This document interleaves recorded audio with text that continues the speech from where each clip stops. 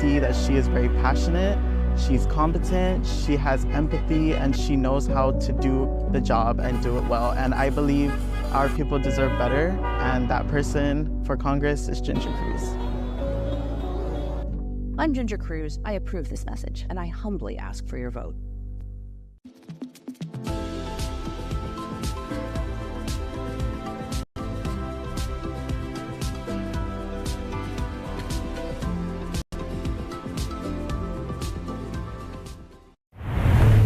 KUAM TV8, first on Guam. KUAM News headlines are presented by Calvo's Insurance, protecting Micronesia for 85 years. Matson and the Adahi Itano program. Apply at matson.com. New Jeep Gladiators up to $7,000 off now at Cars Plus. Named the best vehicle for adventure in 2024. Get your Jeep Gladiator today at Cars Plus. McDonald's of Guam, I'm loving it. And King's Restaurant, serving your local breakfast, lunch, and dinner favorites for over 45 years.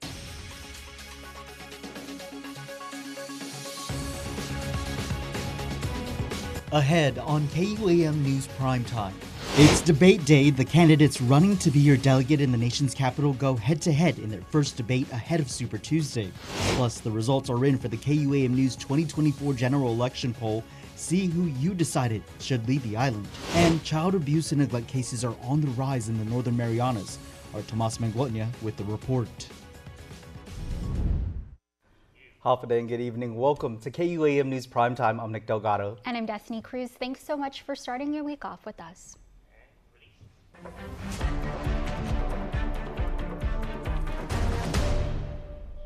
28 days until the November 5th general election. And tonight, the race to watch between delegate candidates James Moylan, the incumbent, and Ginger Cruz takes the stage. It's the KUAM News 2024 congressional debate. The stage is set. We're gonna try the wide shot right up there. For the KUAM News 2024 congressional debate. Well, this debate will be a vital platform for our people of Guam as they make their way to the polls this general election. Candidate Ginger Cruz and incumbent James Moylan in a 90-minute debate from inside the Encore Theater at the Crown Plaza Resort in Tumont. A pivotal moment in this year's election season as the two prominent candidates present their visions for Guam's future. KUAM's news director, Jonah Charfris. You know, critical information about both candidates, especially for those that are still on the fence about who they want to vote for. The debate will provide an opportunity for voters to hear directly from Cruz and Moylan on critical issues facing the territory, including economic development, healthcare, education, and Guam's relationship with the federal government. It's important that they watch because, especially if they're not informed, this is critical, especially with so many days left until the general election. This will help them decide who to vote for as they head into the election poll. Both candidates will answer a series of questions posed by the moderator and community organizations, and there will be a chance for rebuttals and direct exchanges between the candidates. Watch the congressional debate live on KUAM TV8 at 6:30 p.m. and streaming on Peacock and on KUAM's social media platforms, including Facebook and YouTube. And no topic is off limits at the debate table as we work to inform voters where each candidate stands on important issues. Metsuki Iriyama with what the people want to hear from the congressional candidates in their first debate appearance tonight.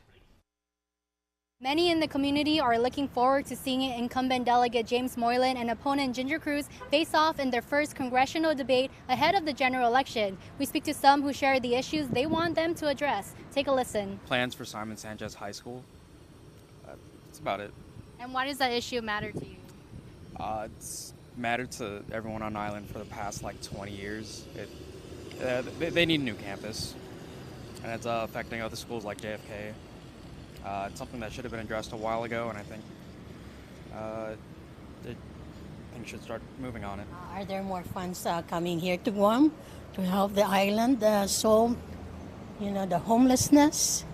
That's my number one priority. Guam has to be regional because the way the veterans here are being treated is not the same as the veterans in the States or elsewhere. They need more officers, more equipment, more training. At the prison? Yes. No, I'm just interested to see what they have to say. future of Guam is in their hands, and they play a big role. And some of these residents say they'll be tuning in to see if the candidates answer their questions and to see if they can convince voters that they're the best pick to represent Guam. Matsuki Hirayama, KUAM News. Adelup also chiming in ahead of tonight's debate. KUAM caught up with Acting Governor Josh Tenorio to get his take. The administration has already made it publicly known who they support to represent Guam in the nation's capital. But since it's a midterm election, we decided to get the pulse of Adelup to find out what they want to hear from candidates James Moylan and Ginger Cruz during their first debate. Acting Governor Josh Tenorio. I would like to see the next delegate create and establish a Guam-only work visa. From labor to core infrastructure. I think that's going to help us recover from disasters so much faster. He also wants candidates to discuss cabotage. To at least get Guam and the Northern Marianas to be able to get waivers so that we can get some competition even within our islands. We're one people, right? And there's so many economic ties, and with this burden of national security being placed on our region and both our governments, I think that we should be able to get some allowances to help people have reliable, affordable travel between. As the race for Guam delegate heats up, the acting governor says he's ready to collaborate with whichever candidate claims victory on Super Tuesday. Well, the KUAM News 2024 general election polls closed on Sunday. The final results are in ahead of tonight's debate. A reminder, results of an election poll are not a scientific predictor of the actual election outcome. Polls reflect the opinions of a sample population at a specific moment and may not account for all variables such as voter turnout or last-minute shifts in public opinion. Therefore, they should be viewed as indicative and not definitive. In the delegate race, we have incumbent James Moylan with 65.3% of the votes and Ginger Cruz with 34.7%. And taking the top 15 spots in the senatorial race are Jesse Lujan, Tony Atta, Therese Terlahi, Tina Munoz-Barnes, Joe San Augustine, Tello Taitagui, Sabina Perez, Chris Barnett, Vic Gaza, Frank Blas Jr., William Parkinson, Sabrina Salas-Matanani, Shelley Calvo, Sean Gumatauto, and Dwayne St. Nicholas. They are followed by Roy Kanata, Vince Borja, Tom Fisher, Chris Duenas, Joanne Brown, Angela Santos, David Crisostomo, Dave Duenas, William Payne, and Bishra Mandiola. And in the presidential race, the Trump-Vance campaign got 69.8% of the votes over Harrison Walls, who got 28.6%. You can view the poll results for the mayoral, vice mayoral, judicial retention, Guam Education Board, CCU, and public auditor now on KUAM.com. Well, we've also got some political insight into tonight's results of the KUAM News election poll. Plus, Jason Salas speaks with political analyst Dr. Ron McNinch, who offers his perspective on the value polls have historically brought to Guam elections. It is the season for people in your line of work. It's not only a matter of strategy, what the candidates are saying and how they are saying it, but also polls are in great abundance right now, thanks to the wonderful invention of the internet. First of all, how are polls generally conceived by the parties themselves and the candidates in terms of like how strategic they are? You know, there is a certain amount of error that's involved with them and everything like that. But in terms of just getting a general gauge of how the electorate feels about them. Sure. So in my experience on Guam, polls can be at either end of the spectrum. Okay, there are polls that some people will create out of thin air, which are totally fiction, but then they want to use them to kind of, you know, foist on the public an idea that they have support where they really don't, to kind of fool their way into office. So they've been weaponized essentially. Huh? Yeah, well, and it's a tradition to do this. It's nothing. There's nothing new, and there's a classic picture of President Truman holding up a newspaper and it says Dewey defeats Truman. Because the polling, they had stopped polling a month before the election, say, oh, the election's over, you know, everyone says they don't like Truman. When actually, what we know about public opinion is it's like looking at a wave on the ocean, it goes up and down. And depending on when you exactly see the number, it tells you where it's at. And so you can take any given level of support in any point in time and find support for somebody. But if you track it over time, there's a big difference. At least in the political realm, if you put the idea out there that something is true, many people will, you know, believe that it is true, because most people, like, unlike yourself, don't spend all night and day, you know, considering this, analyzing this, you know, like criticizing this. Politics is the art of the possible. And in politics, there are all kinds of artists, people who paint landscapes, people who paint portraits. And so there are portrait artists and landscape artists, and there are con artists. Very interesting insight. Okay, I want to show you, Ron, if I may, some of at least the two major races that we're doing. We have a poll right now, and we've been running for the last couple of weeks on KUAM.com. Here is the results as it stands right now with the congressional vote. Better than 3,400 votes, but the incumbent James Moylan, a Republican, having about a 2-to-1 edge on Ginger Cruz, who seeks to attain that office. And your thoughts on what the data may imply? Sure. First of all, congratulations on KUAM for doing these polls. I think polls are good. But we know from longitudinal analysis that at a minimum, any given Republican or Democrat candidate for Congress, at a minimum, is going to have 43%. So it will never be over 57 to 43 in any given two-person race, assuming two people. Incumbency really, really matters. Incumbency matters also, but also just the having the support of the party. And I'm talking about people who are named by the party. We have a minimum 43.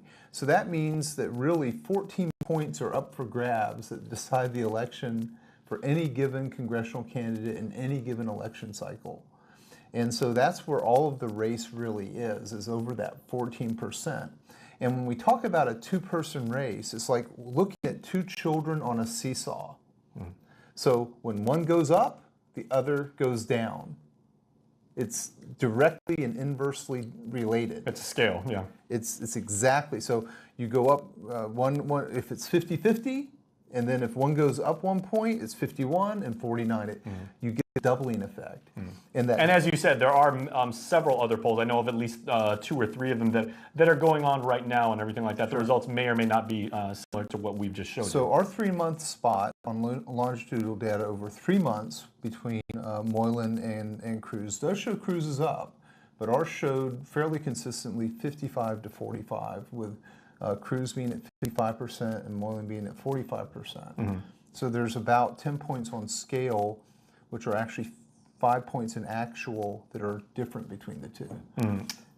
The camps for either of these candidates, obviously they're going to say, the polls are not explicitly scientific. There is, like I said, there is like somewhat of a margin of error that you have to account for and everything. But at the same time, they should take that into consideration of just like, for what it's worth, keep it in the back of your mind, right? But also, and plan for it. Polls are a lot of fun to get people to talk about politics.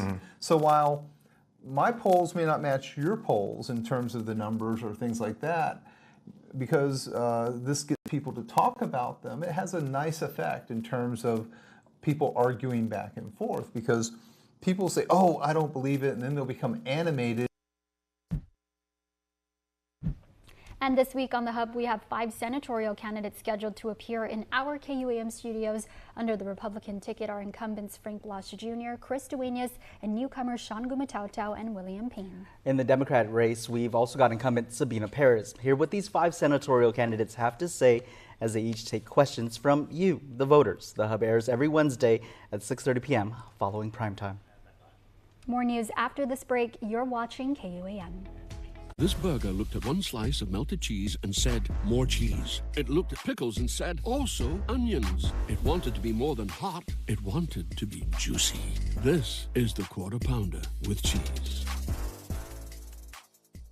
If you thought one napkin for the Quarter Pounder with cheese was enough, it's not enough.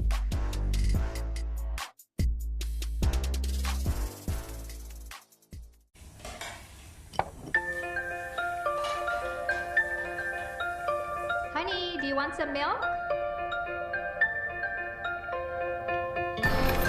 Do you ever wonder how your favorite products make their way into your local stores? Most arrive on state-of-the-art Matson vessels that transport containers of food, household items, equipment, and supplies into the islands every week. Because we know that you depend on us, we work closely with our partners to ensure that our shipments arrive on time, all the time, so you can find your favorite products when you need them. We transport the region's most precious cargo that supports successful businesses and promotes a better quality of life for our families. Matson is proud to have been the hometown shipping carrier for Guam, the CNMI, and Micronesia for the past 25 years, and you can count on us to be here for generations to come.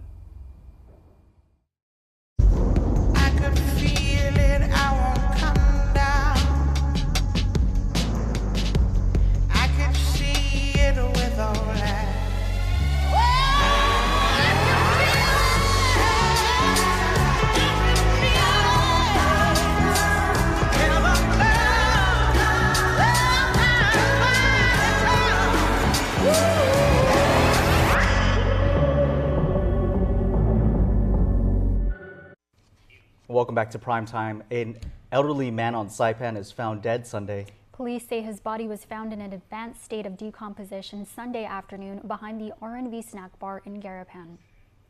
The witness, who called authorities at 12:41 p.m., said they last saw the individual 4 days ago and found him when they returned to the area for work. Authorities say there are no signs of foul play at this time. CNMI DPS has yet to identify him, who people in the area say went by the name of Ernie. They are seeking the community's help to identify him, though.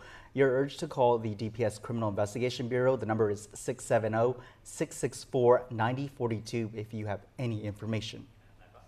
And in other news, child abuse and neglect cases are on the rise in the Northern Marianas. Regional correspondent Tomas Mangolnia speaks with the Division of Youth Services about the alarming cases, which includes 6 newborns testing positive for meth. In 2023, as she mentioned, we had a total of 459 cases. Now we are at 534 cases with about 1,459 children. Child abuse and neglect cases have steadily increased over the past few years. The CNMI Division of Youth Services shared the sobering update in a recent press conference. Physical abuse, physical neglect, and sexual abuse are the most reported allegations. And our numbers going out may also mean another thing, no? It's not good that it's there because we know it's really happening in our community, but it might be because our awareness is really out there, our outreach, folks are really comfortable in reporting now, and they know where to go, they know who to talk to, and we're trying to break the stigma and also making sure that everybody's aware of the services that we provide. DYS also noted an increase in reports of drug use in the home, as the past fiscal year saw 40 cases involving drugs impacting 119 children, including 6 newborns testing positive for meth. Whenever there's drug use in the home, a lot of other factors are affected, right? So it's really, we're looking for safety, which is utmost. For making sure that's our job, is to make sure that there's safety, that the children are safe. So the degree of the impact, different households vary. Tomas Mangolnia, KUAM News, Saipan. Well, a nearly 1-month-long drug investigation led to Guam police detectives raiding a home in Dededo. Authorities taking 4 people into custody. Gerald Porte, also known as 40, is charged with 3 counts of delivery, dispensing, manufacturing, and possessing a Schedule II controlled substance. Investigators had surveillance on Porte's home where they witnessed multiple alleged drug buys. Porte allegedly admitted to police that he sold meth. 3 others were found on the property when the raid was executed last Thursday. Dyson Ludwig, Russell Calpatura Jr., and Stacy Pakaigui, each facing drug possession charges. The trio were released on bond. Porte is being held on $15,000 bail. When lawmakers passed fiscal year 2025's budget, they underfunded the Guam Cancer Trust Fund by $2 million, leaving several nonprofit organizations like Guam Cancer Care and the services they provide to local cancer patients in jeopardy. All week long, Jonah Goncharfas takes a look at what's at stake for these nonprofit organizations should they lose critical funding. A prospective shutdown is looming for Guam Cancer Care. The nonprofit, which marks 13 years this year, provides services such as patient navigation, direct financial assistance, and transportation of cancer patients to and from their chemotherapy and radiation treatments. But now that is all at risk. Like many nonprofits, to include the Edward M. Calvo Cancer Foundation, the American Cancer Society, the Adzuta Foundation, and the Total Guam Foundation, Guam Cancer Care is currently operating under a grant issued by the Guam Cancer Trust Fund, which is set to expire at the end of the month. With the recent passing of the fiscal year budget by the 37th Guam Legislature, the Guam Cancer Trust Fund was underfunded by $2 million. But insufficient funding has these organizations fearful they won't be able to help the island's cancer-stricken. Terry Quabo is the executive director of Guam Cancer Care, and he says with cancer research, there have been advances in therapy and treatments that increase survivability, but they are expensive and unaffordable to the average citizen. Once approved and sold in the market, can cost between $10,000 to $40,000 per bottle. We have been bringing in these drugs for cancer patients. Quabo's immediate concern is the continuity of care of Guam residents currently diagnosed with cancer and are currently receiving direct support services. He poses a possible and immediate temporary solution that the GCTF approve partial grant awards to these nonprofit organizations until such time that the legislature can address the funding. The partial funding will ensure program continuity of vital cancer programs. Jonagan Jarfris, KU.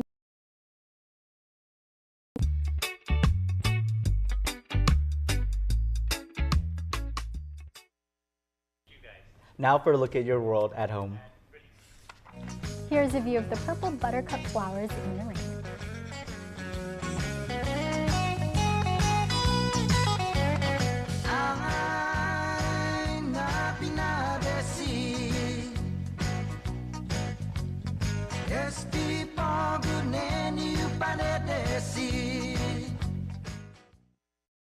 Right, so I'm here with Kirsten Gillibrand, Senator Kirsten Gillibrand from New York. We used to work together at HUD, and I've known Ginger for a long time. I followed your career, all your foreign policy expertise, all your war work, actually. I think it's amazing you're running for Congress, and I'm excited to serve with you in Washington. Our job is to serve you. Our job is to help people. Ginger is built for this job. She's going to make an amazing member of Congress. We can't wait to serve with you. Thank you for running. I'm Ginger Cruz for Congress, and I approve this message.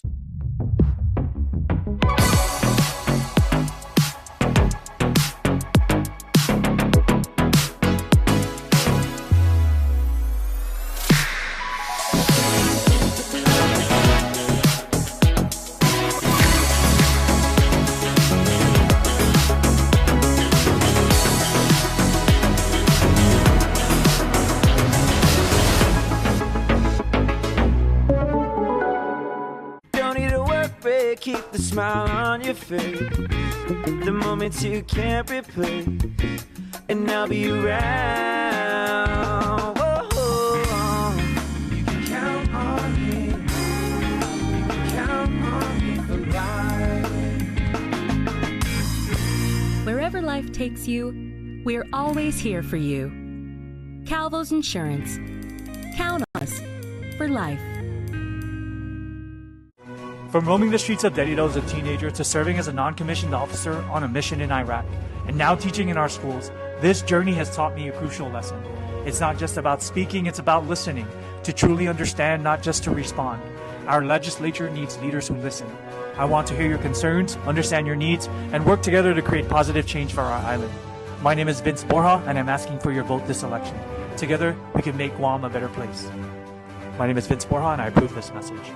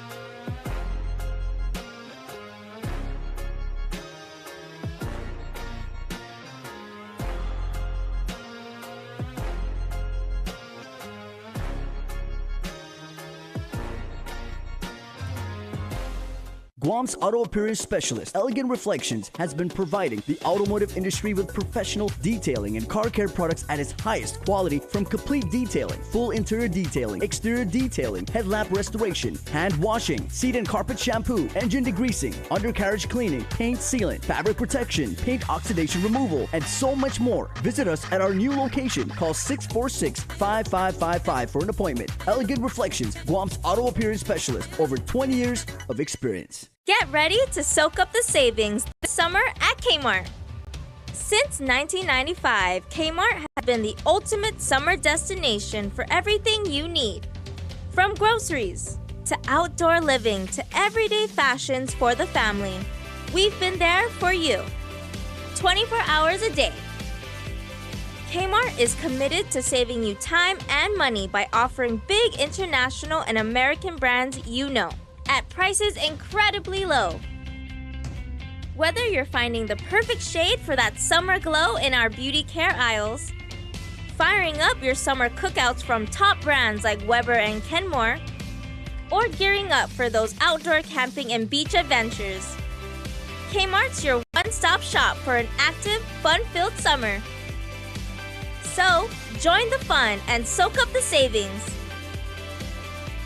You'll find everything you need and more, only at Kmart, the ultimate shopping destination in Guam, where savings, quality, and summer fun meet under one roof. Kmart, your 24-hour superstore. What's that? That's the Taco Bell Cantina chicken. Okay, well, please tell me you're using a condiment. Yeah, avocado verde salsa. Oh, we believe in mayo. This is how we chicken in this house. I don't see a pickle on it. Maybe we don't want a pickle on it. Okay, all right. Traditionalists. They're in every family. Dad, please. Sometimes common ground is just one bite away. What? I can feel again. I love you, Dad. I love you. Taco Bell Cantina chicken burrito.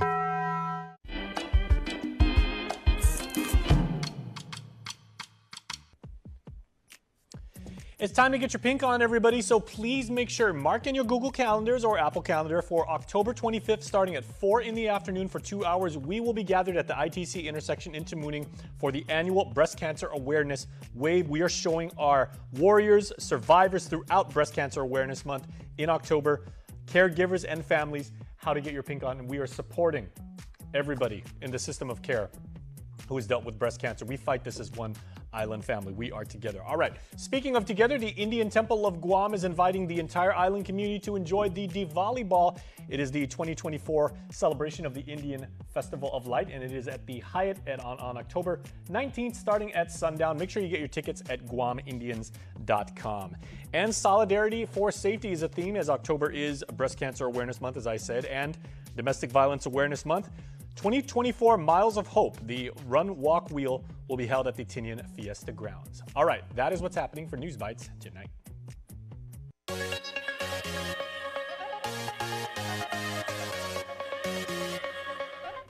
It's time now for birthday wishes. Here's your Cold Stone Creamery Birthday Club shoutouts submitted on KUAM.com.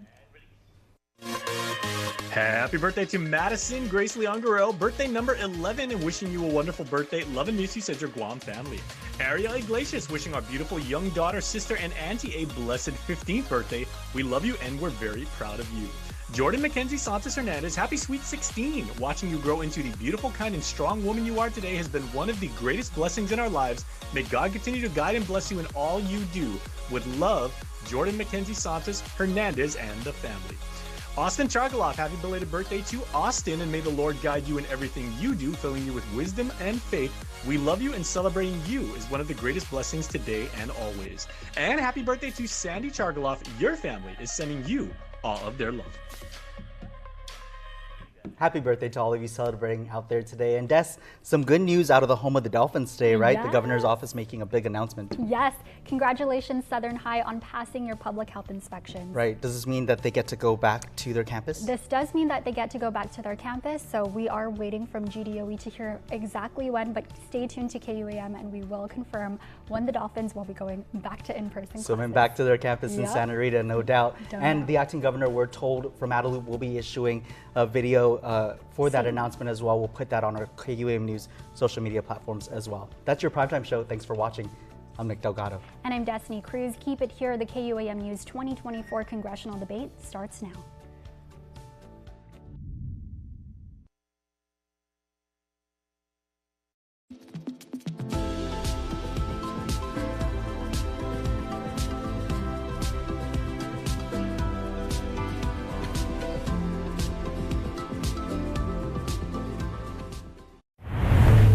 KUAM TV8, first on Guam.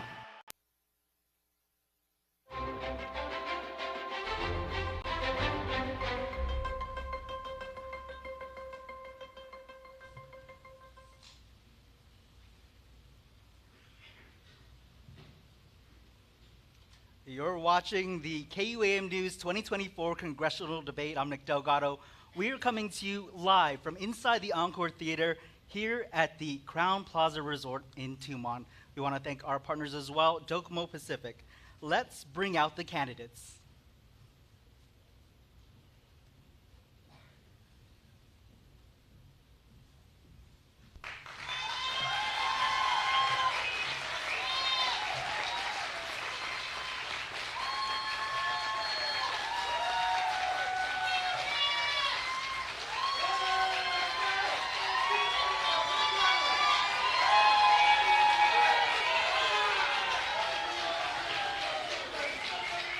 Under the Republican ticket, incumbent James Moylan and his opponent under the Democrat ticket, Ginger Cruz. Hafaday.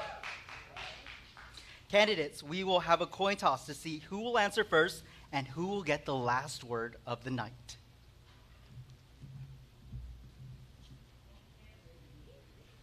All right. As Congressman Moylan being the incumbent, he will get to call tonight's coin toss. Jason?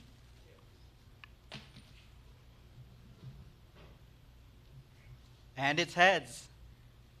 Ginger, you win the coin toss. Would you like to go first, or would you like to give it to Congressman Moylan? I will go last. Okay. Thank you. Candidates, please take your positions at the podium. And Congressman Moylan will take the first question. All right, thank you guys so much for joining us as well here in the audience. Let's get to the debate. Tonight, the candidates will spend 90 minutes taking questions from your news team and from community organizations we've invited here tonight. There will be no opening statements.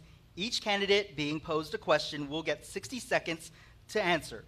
The opponent will get 60 seconds for rebuttal, followed by the candidate posed the question getting 30 seconds to respond. Timers right up front here, candidates. We'll be giving you a 30-second and 10-second countdown. Mics will be muted when time belongs to the other candidate. Neither candidates tonight were given topics or questions ahead of the debate, and candidates are not allowed to bring notes, but we are providing a notepad and pen for them during tonight's debate. All right, candidates. Congressman Moylan, first question.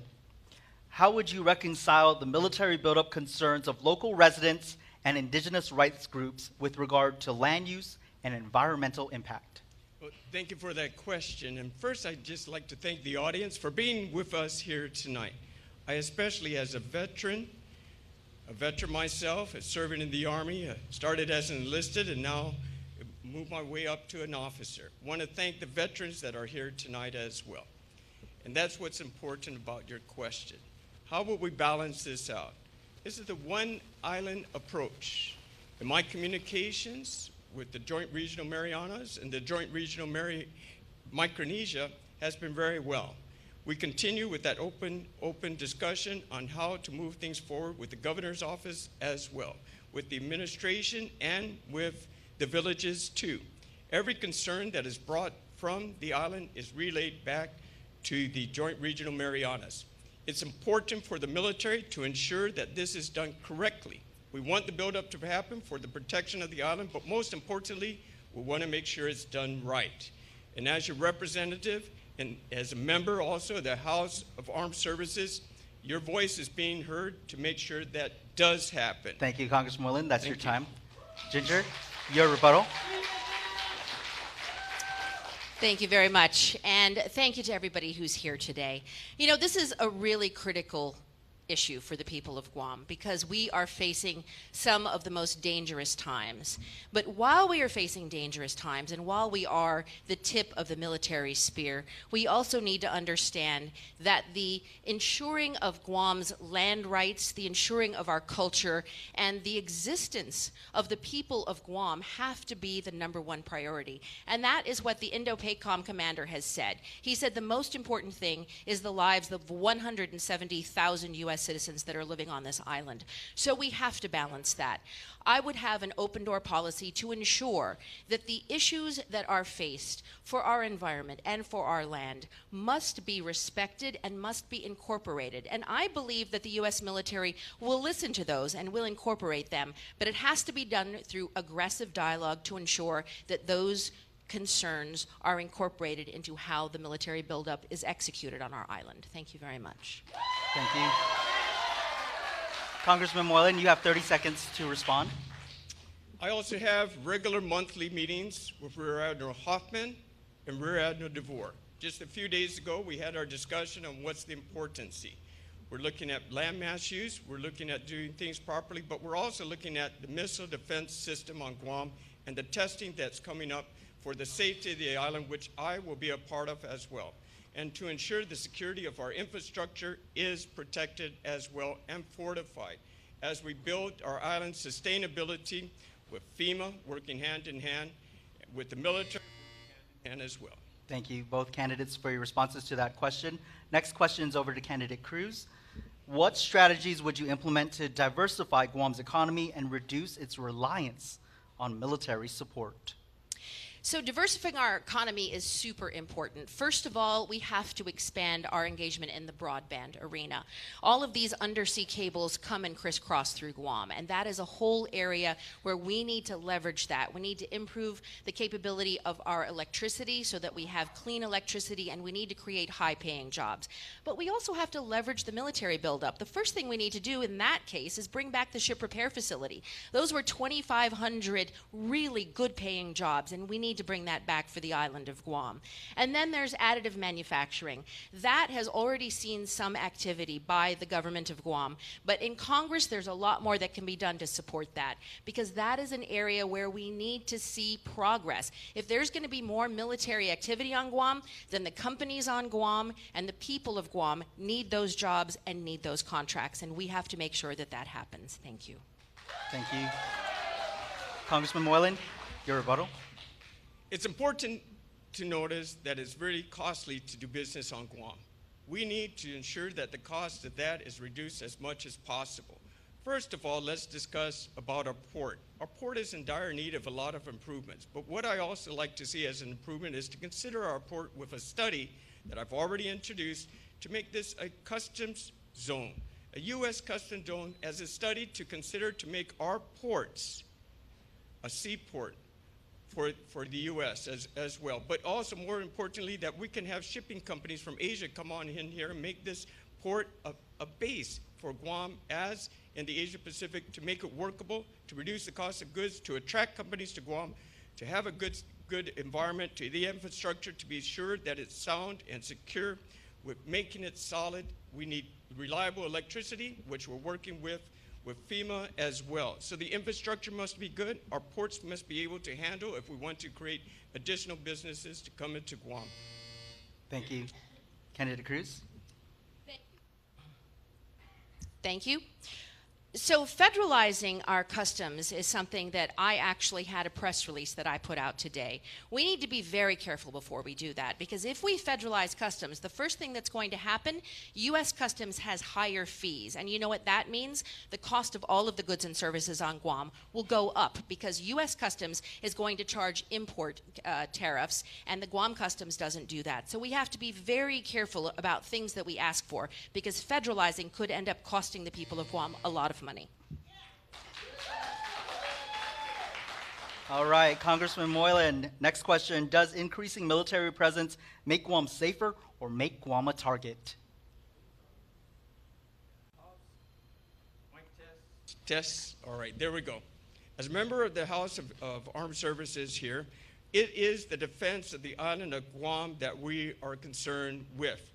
It's the National Defense Authorization Act. not the National Defense Aggression Act. We are defending the island against our enemies. We saw a missile test from the Republic of China that went over the Philippines, that came by Guam and ended up in the seas just off the south of Hawaii. We need the military to protect the island of Guam, our freedoms for the Mariana Islands, the open sea chains, the Indo-PACOM area. They are here to defend, not aggress. If we don't have the military here, we're an open target. This will make our island safer. Making our island safer makes it safer for our community, makes it safer for businesses that want to come in, makes it safer for our nation as well. This is the homeland. Indo-PACOM said, Commander said, we are here to defend the homeland. We are here to defend the people of Guam. Thank you, Congressman. Candidate Cruz, your rebuttal. Thank you. Well, that is actually sort of a false question because we can't really ask that question. Nobody on Guam is able to say, yes, we want military buildup, or no, we don't, because we're an unincorporated territory. So we have to deal with what we've got. And the thing that we have to understand is we need to take care of the homeland. Right now, we need to be fighting for significantly more help for both civil defense, homeland security, and our National Guard so that we can ensure that we are prepared, because we don't have that choice. We can't say, yes, we want more military buildup, or no, we don't. That choice is made completely outside of our ability to influence it. And so what we can influence is our ability to fight for the resources so at least we can protect the homeland. At least we can be informed so that when we have all of these tests for all of these emergency systems, who here in the audience or who at home knows what do we do if one of those actually goes off? We have to be prepared. We have to do a better job, get more resources, and make sure that we on Guam are prepared. Thank you. Congressman Moylan, your follow-up. We have engaged the National Guard into the Joint Regional Marianas by making them part of the plan to defend the island of Guam. The National Guard will be part of that plan to explain to Joint Regional Marianas the importance and what it takes to defend the island if in case an emergency does happen. We have brought in $3.2 billion in the first NDAA in FY24. We have $1.8 billion waiting to come in the following NDAA. This is all in defense of our nation, our island of Guam. Thank you, candidates, for your responses. Candidate Cruz, this next question will begin with you. How will you direct federal resources to help our ailing public hospital? So the first thing we need to do is, we should have been doing this for the last 2 years, we need to upgrade the federal reimbursement. Right now, the Guam Memorial Hospital is being reimbursed at rates that were set in 2014. We all know nothing costs the same. It's been 10 years, and we have to upgrade that. We have to work in the Congress to get those TEFRA reimbursement rates up. The second thing we need to do is be really creative and figure out ways that we can get critical access designation for GMH, because that will open up a lot of opportunities for us to get more assistance and more help for our hospital. Plus, we need to come up with new ways to take care of the disabled and the elderly who are taking up bed space, because that bed space is needed by critical care, and we need to find alternatives so that we can truly help all of the people of Guam that have a variety of healthcare needs that are not being fully met by the federal government. There's a lot more that we can do, and I am committed to do it. Congressman Moylan. Guam Memorial Hospital needs additional money. Medicare and Medicaid rates are way below than what they should be. We've included in an appropriation measure the study to rebase those rates. That is wrong. That will be corrected. Medicaid also should have no cap. We instructed that to happen as well. In addition, we need more nurses. H2B was successful for our construction, and this time I'm having H2B be successful for the professions that we need to have on the island, especially nurses. And finally, portability of Medicare to the Philippines. We have a good hospital nearby. We need specialty care. That measure is in there as well. These are things I will continue to do as a member of Congress in the 119th to follow through to make it happen for Guam. Those are important to our island. Thank you. Candidate Cruz, your follow-up. So one of the things we need to look at is SSI, and we did not get SSI. When we lost Compact Impact, when my opponent was actually unable to get us included in the CIFA regulations, we lost SSI once again, and we've not been able to get it. We need to fight for that, because that's going to help take some of that pressure off. And in addition to that, we do need to get rid of the Medicaid cap so that we can have more programs for our hospital and to help the homeless as well. Thank you. Thank you. Congressman Moylan, we'll begin with you for this next question.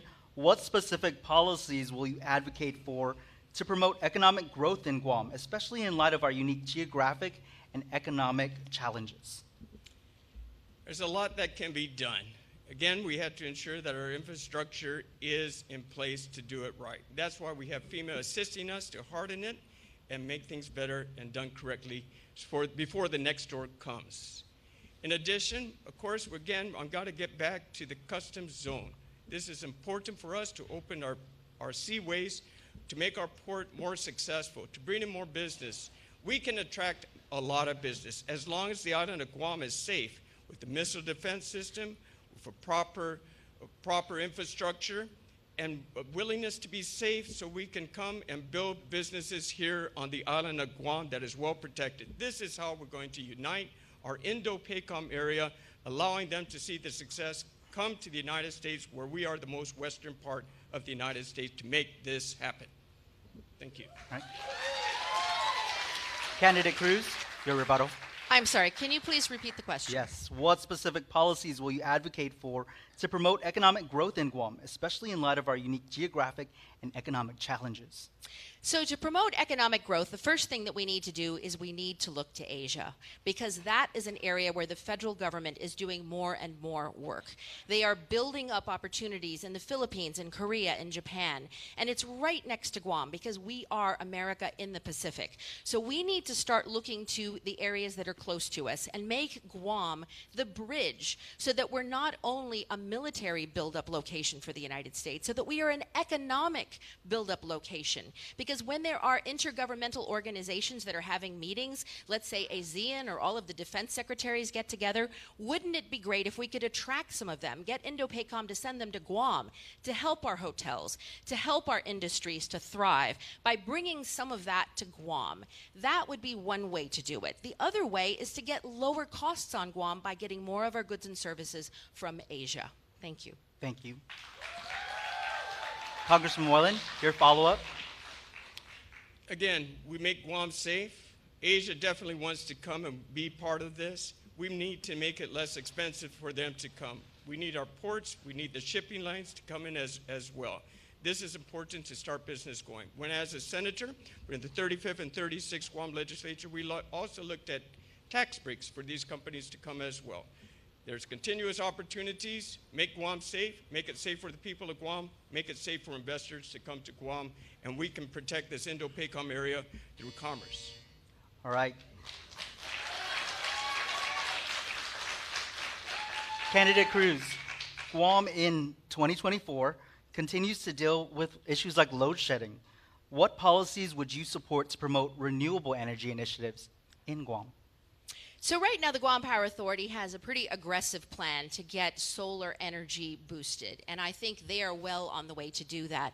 There are federal programs which provide incentives to different industries to bring more of that renewable energy to Guam, and that is something that we need to look at. But one of the things I'm concerned about is we also have a federal government that is, without a lot of consultation with us, talking about putting windmills out in the ocean around Guam. And what concerns me is, have we actually discussed that? What is the impact going to be on fisheries? What is the impact going to be for the people of Guam? You know, there's also been visits by groups that are talking about nuclear energy. Now, that may be an option in the future, but we also need to be engaged. I am very concerned that we are not at the table and we are not understanding exactly what the implications are.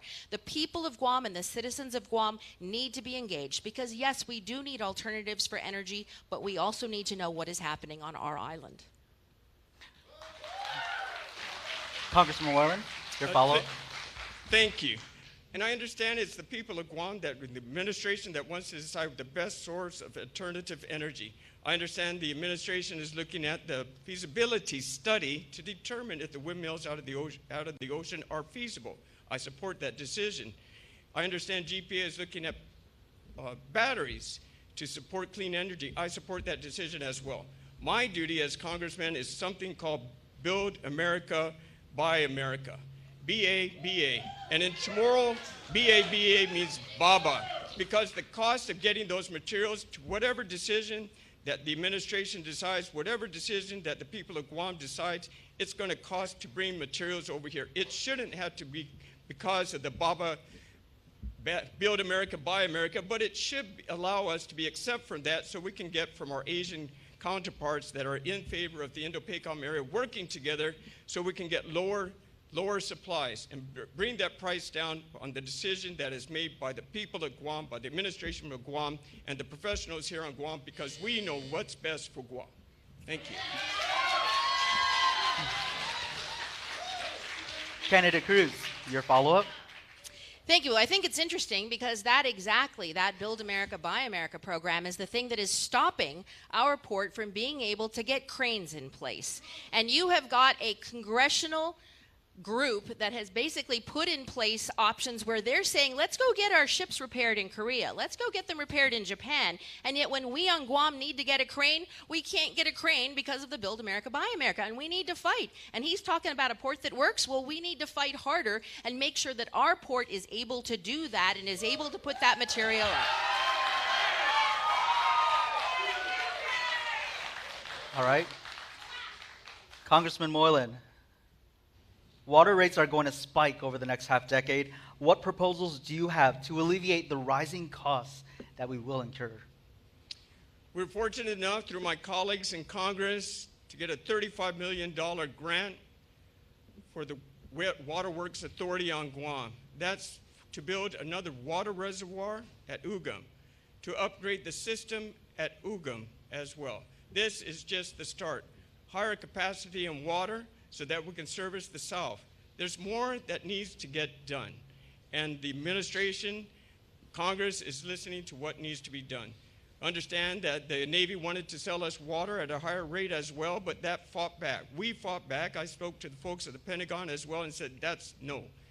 That word got through, and the PUAG authority also said that we're not going to have that, and that has been reversed. So we're moving forward on that to ensure that our rates of utilities, especially the water, especially the grants that we provide for the source of water for Guam, is taken care of through grants that I will continue to fight for in the 119th Congress. Thank you. Candidate Cruz. Thank you. There's a lot of things that we need to get the federal government to really ante up on. For example, PFAS contamination.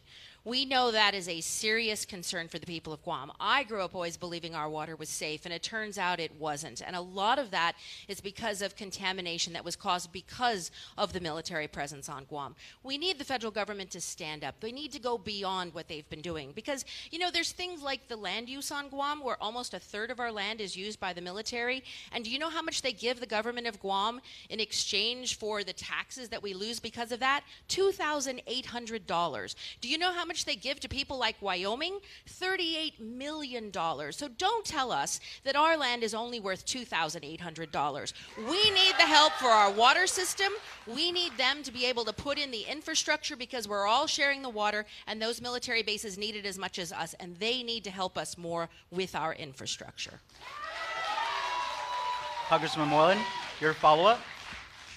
Infrastructure is important. We have good communications with my members of Congress and the House of Armed Services to continue to strengthen that. This is a one-island approach that we're working together. We have one source of water, one source of power, one main road. We've increased also the federal funding for $147 million for our infrastructure to harden our roads, to repair our roads. We increased the funding for the Port Authority by $30 million to upgrade our Port Authority as well. We'll continue to do that as too. All right. Candidate Cruz, labor shortages remain a pressing concern. how will you attract and retain skilled workers to support development both inside and outside the fence? So that's a good question. There's two parts to that. The first part is when we train workforces to do these great jobs, or when we have our kids go through school and they're our best and brightest, if there are not the good paying jobs available for them, they're going to leave our island and they will be replaced by H-2 workers or contract workers. We have to look at this holistically because we've got to create good paying jobs to retain the talent. Think of how many people that you know whose kids, whose grandkids have left the island because they haven't found that good paying job. We can't always be replacing it with H-2 workers. As far as the workers goes, instead of patchworking every time in every NDAA, let's add an amendment to get the H-2 workers put on there. We need a comprehensive relook of the entire immigration system for the island of Guam. It needs to include Philippine visa waiver, H-2 workers, also getting medical professionals like doctors and nurses where we need them to come to our island. There needs to be a comprehensive approach, and from day one, that is something that I am going to do. Congressman Moylan. When we started, we were at a one-year time zone to lose the H-2B workers were definitely needed to complete our project. Now we extended that to 5 years through the help of my congressional members that believe in us and believe in Guam.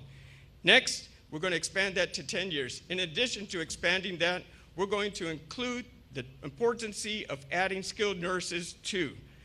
That's the short-term goal. The long-term goal is to train our folks here on Guam to take over eventually. Right now, it is important that we get the workers, and that's where they're coming from. The long-term goal is to make sure that our students, our kids, our young adults have the ability to learn and take these classes. In addition, we're going to have storms that will continue to come. We cannot have the island without proper workers in place. That's why the H-2B is important for now, to build our businesses back and also to build the homes that we desperately need. This is what we're doing now. Long-term goal is to support our kids through education, and that's why I want to be coming back in the 119th Congress. All right. Candidate Cruz, your follow-up. The reality is that we do not have H-2 workers working outside the fence, and that is because the military is attracting them all inside the fence. It's a lot easier. They make higher Davis-Bacon wages than they do outside the fence. And as a result, our community is suffering. Our businesses are not able to develop where they need H-2 labor. So we've got to figure out how to come up with a solution beyond just the Band-Aids of H-2 workers for the military every couple of years. We need a new solution.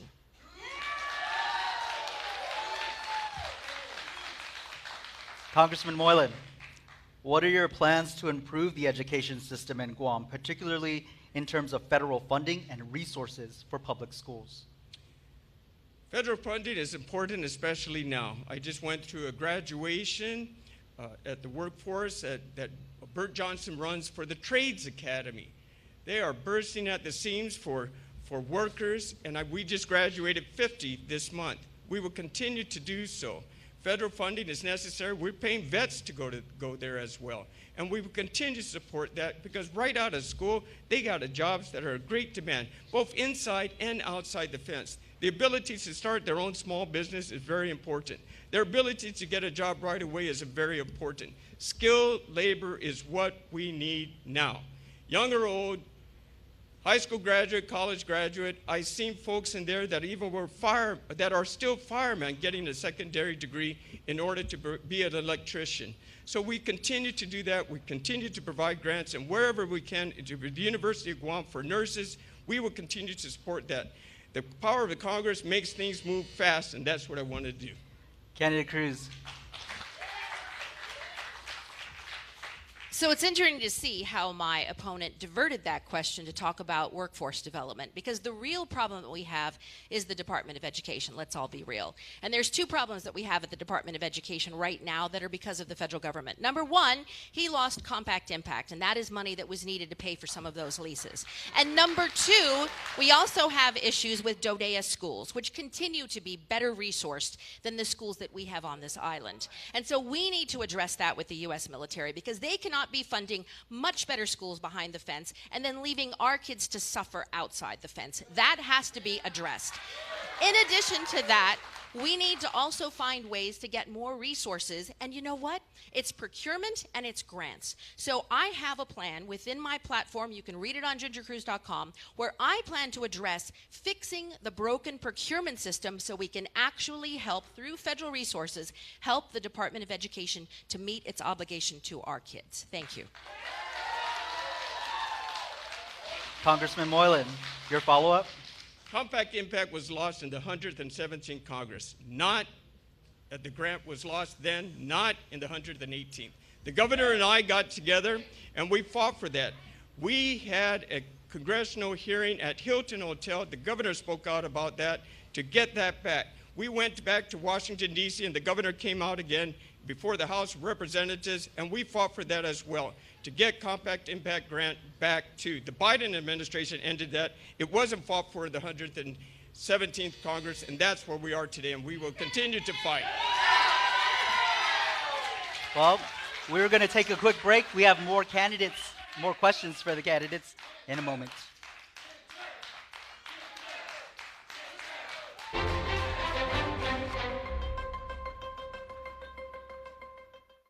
So why are you supporting Ginger? Because I love Ginger, everything about Ginger, just everything.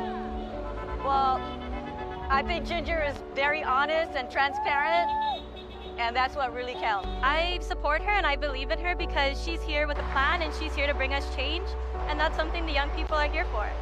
I know she can take care of us here in Guam. I trust Miss Ginger to be a new congressman of Guam. I trust Ginger because I like her platform and give her the support so she can make it into Congress. I believe in Ginger because I see that she is very passionate, she's competent, she has empathy, and she knows how to do the job and do it well. And I believe our people deserve better, and that person for Congress is Ginger Cruz. I'm Ginger Cruz. I approve this message, and I humbly ask for your vote. I'm Sabrina Salas-Matinani, and I'm running for senator for the thousands of you who are frustrated with the current legislature and want change. Some people have become senators and spend their time running for higher office. I will serve you faithfully as a senator, period. I will work hard to ensure that our lawmakers are working for you and not fighting against each other. I'm ready to bring it. I'm Sabrina Salas-Matinani, and I approve this message. Holiday and I'm Mary Ann Vice Mayor of Dubai, Philippines. My husband, Senator Jesse Lujan, is running for re-election as your senator. Senator Jesse fights to reduce inflation, improve healthcare and education, rebuild tourism, and combat crimes. Please vote for Senator Jesse Lujan. Thank you very much. My name is Congressman Martha Radaway. I'm the congressional representative from American Samoa, a graduate of the University of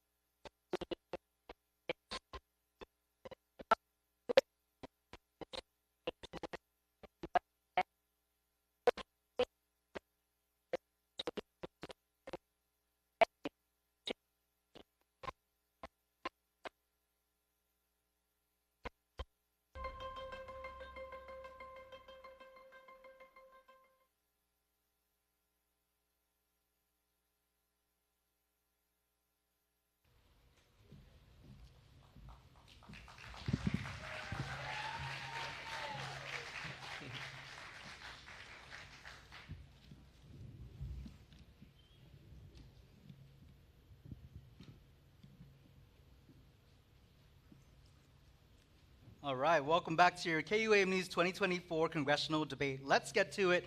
And for this one, we'll start with Candidate Cruz. What more can be done to benefit Guam after the recent renewal of COFA? So we need to do a complete relook at that because there are billions of dollars that are owed to the people of Guam because of all of the goods and services that were provided through the years in law enforcement, at the Department of Corrections, education, and in our healthcare system. So the first thing is data, right? I really believe in data. One of the ways that we can get that money back from the federal government is if we get a think tank or we get the General Government Accountability Office or if we have the Congressional Budget Office to assist in putting together an analysis that really locks down what the impact is for Guam. And then we need to find creative ways that we can get that covered by the federal government. And it's not so much looking backwards, it's looking forwards, because this is an ongoing issue for us. And we want to have enough Malik and welcome our freely associated states brothers and sisters, but at the same time, it cannot be at the detriment of the whole island. So data is one way to do it, and then we need to submit requests so that we can get the funding necessary to take care of everybody on our island. Congressman Moylan. The new plan that replaces the COFA grant incorporates giving the free associated states immediate funding and services instead of waiting. This takes the burden out of the government of Guam for providing that cost. This is tremendous savings for the government of Guam, where we can put, through the administration's requirements, through the legislature, focus on the agencies that are important, that need this funding. This is how we are helping the island, and this is how we will continue to help the island. The administration's focus on which they want to focus on, whether it be Department of Education, whether it be healthcare, whether it be public safety, is how they can use these additional funds that are no longer necessary because the federal government is paying for the free associated states Medicare, Medicaid programs, all the services necessary that need to come right away. Thank you. Candidate Cruz, your follow-up? Sounds to me like he's not going to fight for what we need on this island. We need to fight. We need to get that money back. And then as far as CFA goes, I'd like to ask everybody out there, if you're able to, go to my website, gingercruz.com. There's a tab called Truth. Hit it, you roll it down, and there's a video on there that explains CFA. CFA does not cover the shortfalls at the Department of Corrections or for our police officers or for our schools. There is a shortfall. We need to fight for it, and we need to never stop until we get that for the people of Guam. Thank you. Congressman Moylan, we'll begin with you for this question. What specific concrete plans do you have to combat the fentanyl crisis before it worsens on the island? There are two things. First is something called the fast response cutters, okay? And that's with the Coast Guards. Our borders need to be secured. We increased the fast response cutters by additional 3. That's really important to protect our island, Mariana Islands, and the free associated states as well. Second, we were also looking at federalizing or a study for the Customs, Guam Customs Authority, for a study to determine if by providing them with more fundings, they can correct our borders and protect our borders as well through the help of federal assistance. It's just a study. We also have additional funding, $2 million coming for additional patrol cars for the Guam Police Department. We also have $7 million coming for the Guam Customs for X-ray machines that are desperately needed at our intake at the Airport Authority, which now are not working. And because we did that, we can better protect our island from drugs. Candidate Cruz. Thank you very much. Well, the first thing we need to do, the federal government is in charge of the U.S. Postal Service. And did you know that the majority of fentanyl that comes into our island comes in on domestic mail through our U.S. Postal Service? There is technology that will stop that. We absolutely have to get the federal government to stand up. The second thing is his idea to federalize customs. Do you realize that if we federalize customs, if there's U.S. Customs instead of Guam Customs checking all those containers coming in, they do not check domestic imports imported items. And that is where 90% of the drugs are coming in. Instead, they're only going to check the international. The Guam Customs, even though they need more resources, Guam Customs does check both domestic and international. So we are actually better off. What they need is they need more support. We do not need to federalize our customs. We need to support our customs officers and the Guam Customs Agency with more resources. Thank you. Congressman Moreland, your follow-up? Thank you. The federalization of Customs Authority is a study. It's not to say I'm in favor or that I deny it. The study is to determine what are the benefits are. It may not be a good idea, but until we have a study, we don't know that. If it's a good idea, the administration would decide if that's something we want to do. It's just a study. Also, we have an X-ray scanner ability down at the port. Just because we know the drugs are coming in through the airport, that's one thing, through the post office. The other thing is we're not correcting and scanning the amount that is coming in through the ports, and that's unknown, and we have funding for that. Thank you for that response. Candidate Cruz, how do we address recent reports of Chinese nationals entering Guam through the CNMI by boat? So technology is one of the ways we can do that, right? Because right now the federal government is not going to put a lot more resources into protecting those borders. And the thing that I always say is if the federal government is in charge of our immigration, which they are, 100%, then it is the federal government that needs to be 100% responsible for putting the necessary resources to protect our borders. And I find it really ironic that in a Congress that right now is just seized with all of the things that are happening because of the immigration of illegals across our borders, that they have not put more resources here into Guam. And in fact, there was a point in time where my opponent actually stood at the Arizona border against illegal immigration coming up from Mexico against a bill that would have provided funding for the Indo-Pacific region and the people of Guam. So instead of standing up with the people for Arizona, we need to stand up for the people of Guam. We need to make sure that there's funding and technology that puts in place the protections for our island, but it needs to be funded by the federal government. Congressman Moreland, your rebuttal. I visited the southern border because that's important to the nation. Our lessons learned at the southern border were our lessons learned for the island of Guam too. Getting support from my Congress members in those areas is support for Guam. They are supporting us for more funding for our protection here on Guam as well. We are working with the Guam's Coast Guard Authority. We provided them 3 more fast response cutters. This is an important need to have the resources what they need to require to include in our Indo-PACOM area the free associated states. These additional resources are a must.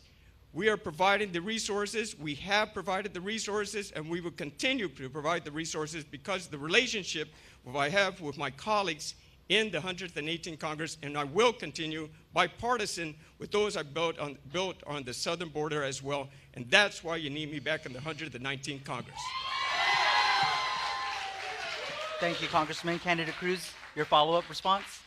So my follow-up response is I am going to represent the people of Guam, period, full stop. I am not going to represent the people in Arizona. And you know what? As for all of those folks that were supporting, excuse me? Oh, and as for all of those folks that were supporting those issues at the border, we need to recognize that Guam is the group that we are, Guam is who we are supporting when we are in Congress. And at the same time, those folks that he's saying would stand up for Guam have not stood up for Guam. They've not helped him with RICA. They've not helped him with Compact Impact. They've not helped Guam. So much for trying to make friends with people that are not actually helping Guam. Thank you, Candidate Cruz. Congressman Moreland.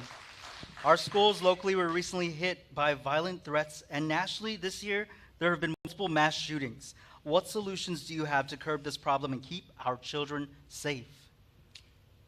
The Guam Police Department is in great need of vehicles. There's no denying that. You can see the vehicles and the conditions there are, and they're constantly in use. There's no denying that as well. They need the resources too. We, in this National Defense Authorization Act, included $2 million for roughly 20 vehicles. We also have grants for them to get their mobile command posts, which they asked for which we got them as well. Their needs are reflected in my responses and my requests to the House Armed Services Committee through attachments on amendments which weren't in there before, and if we didn't ask for it, they won't be in there now, and that's the importance to make your voice heard. And this is how we can help fund our police force to provide the services they need to continue support, whether it be the Department of Education, whether it be our road safeties, whether it be the streets and the parks as well. They need the resources. I'm there to provide it for them. Thank you, Congressman. Candidate Cruz, your rebuttal. So why is it every time men think about a problem, they want to go out and buy toys and cars and things? I will tell you what we need to do to make our schools more safe. The most important thing we can do is fight really hard for child care for our families. Because when we raise good citizens, when our kids are cared for, when we can go to work and we don't have to worry that our kids are wandering on the internet and finding things that are going to make them violent or playing games or getting influenced by all of the things that are out there, when they are well cared for through child care programs that are fully resourced, not only do we have better children, we have a better society. And that is part of being a woman, because I understand that. I have a grandson, and I know when we raise better children, then we don't have to worry about one of them deciding that they're going to go replicate something that they saw online because nobody's paying attention, and they're going to think it's funny to bring a gun to school and possibly hurt other children. We cannot have this happen on Guam. This is not the way we were before, and we can't be like that now. We have to help our children. Thank you, Candidate Cruz. Congressman, your follow-up response. After being in the Army for quite some years, I decided to join the parole office at Department of Corrections. There I worked for 7 years to understand the system. I went from dealing with parents who were my parolees to their kids who were my parolees as well. I know the importance as being a parole officer, the amount of cases that we had to work with. That's why resources are important for us to ensure that we can do our job to keep the island of Guam safe. My experience allows me to figure that out. So thank you. Thank you, Congressman. Candidate Cruz, what steps will you take to advocate for greater self-determination and political status for Guam? Well, the first thing we need to understand is political status is something that will be decided by the people of Guam, and our job in Congress is to support that. So full support for all of the efforts that are ongoing in terms of education, in terms of holding a vote, in terms of promoting self-determination. But something I think is really important is we don't need to pretend like we have to wait for something to happen, because our unincorporated territory status is not defined, and we can redefine it. And a huge part of my platform is being able to use our unique status to get more for the people of Guam. If the Commonwealth of the Northern Marianas can have negotiations, there's no reason on earth why we can't introduce measures in the U.S. Congress to also give Guam negotiation status. There's nothing saying that we can't do it. It's about the art of the possible. It's about being creative with public policy. It is about opening new opportunities for the people of Guam to have our voices heard and to come up with new solutions while the local people on Guam are deciding what we need to do to promote self-determination. Thank you very much. Congressman Moylan. Let's get it done today. Let's get it done as soon as possible. The island of Guam needs to make the decision through a plebiscite of a vote of the people, a majority vote of the people. My job as a member of Congress is to provide funding for that education process to begin, to determine which is the best choice for the island of Guam, selected by the people of Guam through a plebiscite. Get it going now. It's up to the administration to get things going, and I'm prepared and I'm ready to provide that finances that are necessary to make that happen. We've waited too long. This is the situation we're in now. It's probably over 20 plus years since the last decision was made. Why are we waiting? I'm not sure. I can't push my own decision, but the people of Guam should push their own decision, and it has to start there. And that's what I want to see happen. I will provide the funding through the federal government to make that happen so we can have a proper education system for the people of Guam to make a right decision on a plebiscite that I will fight for in Congress. Thank you, Congressman. Candidate Cruz, your follow-up. So one of the tough questions that also comes to bear in this is this question about the Karen who complained about Guam and said you can't have a vote with just the indigenous population. And one of the ways that we could look to overcome that is possibly by finding a way that we could actually make it through Congress with whatever decision the people of Guam make by expanding the opportunity to vote, expanding it to Chamorro expats who are living all over the United States right now, who care about the future of our island and who've left our island, but who still have a vested interest to see those things happen. Congressman Moylan, this next question will start with you. How will you advocate for the island's needs in Congress where you do not have the voting power? That's why it's important to have friends in Congress. That's why you support their needs so they can support your needs. You only care about how much you know unless they know how much you care. There's a tally that comes up once a year, and I was voted top 30%, top 30 actually, out of 430 plus members of Congress. That shows my bipartisan work that I did across the floor to support my fellow members of Congress, to gain their trust in me and also believe in what they need to do for our nation. Because this is where our men and women come from the military as well. When they come to serve in the United States, they may be in our Indo-KUAM area. I need to support their hometown just as much as they need to support the island of Guam. This bipartisan agreement, this shared responsibility, this trust would only build by the length of time that you are in Congress. And that's why I want to come back in the 119th. Thank you, Congressman. Candidate Cruz? How will you advocate for the island's needs in a Congress where you do not have voting power? So I actually have long-standing friendships with several members of the Senate of all places, and that's one of the areas where Guam does not have representation. I have lifelong friends. Some of them I've known for over 20 years, and these are people that not only care about me, but they care about the policies. They care about Guam because I care about Guam. I met them in Chicago, and we once again rekindled their support for the people of Guam. And the other thing that I will tell you is I am very good not only making friends with people, but convincing them of what the people of Guam need. I had 1 week in Chicago, and I met with all of the members, from the ranking members of all of the committees that were in Congress, and we talked about Guam's issues. And every single one of them that I spoke to was committed to helping the people of Guam. I have been very bipartisan. I always have been, and I will continue to be. But when it comes to people in Congress that are friends of mine, I have friends, and I will make more. Congressman Moylan, your follow-up. Senate is important, and I too have friends in Senate. Recently, we had a press conference in the Capitol regarding RICA.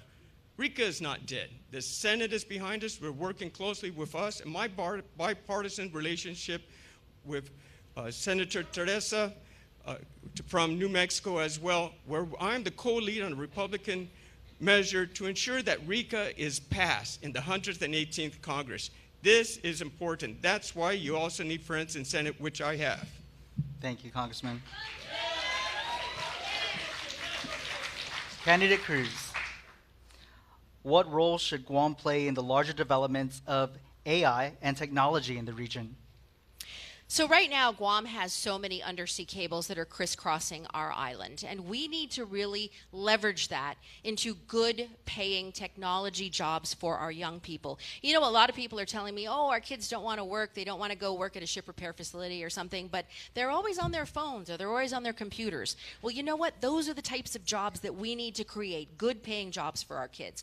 We need to work with the Department of Defense to expand the types of training that we have for the defense industrial base for those high-tech jobs. We need to leverage the fact that those undersea cables come through Guam, and most importantly, we need to make sure that we get more federal support for our power system so that we can have clean power, and we also need to put those lines underground. And that's something my opponent has not pushed. We need to get those lines underground because there are no technology companies that are going to put some AI center here on Guam if they don't have a darn solid knowledge that they're going to have power no matter whether there's a typhoon or not. So we have to make our environment conducive to them coming to Guam.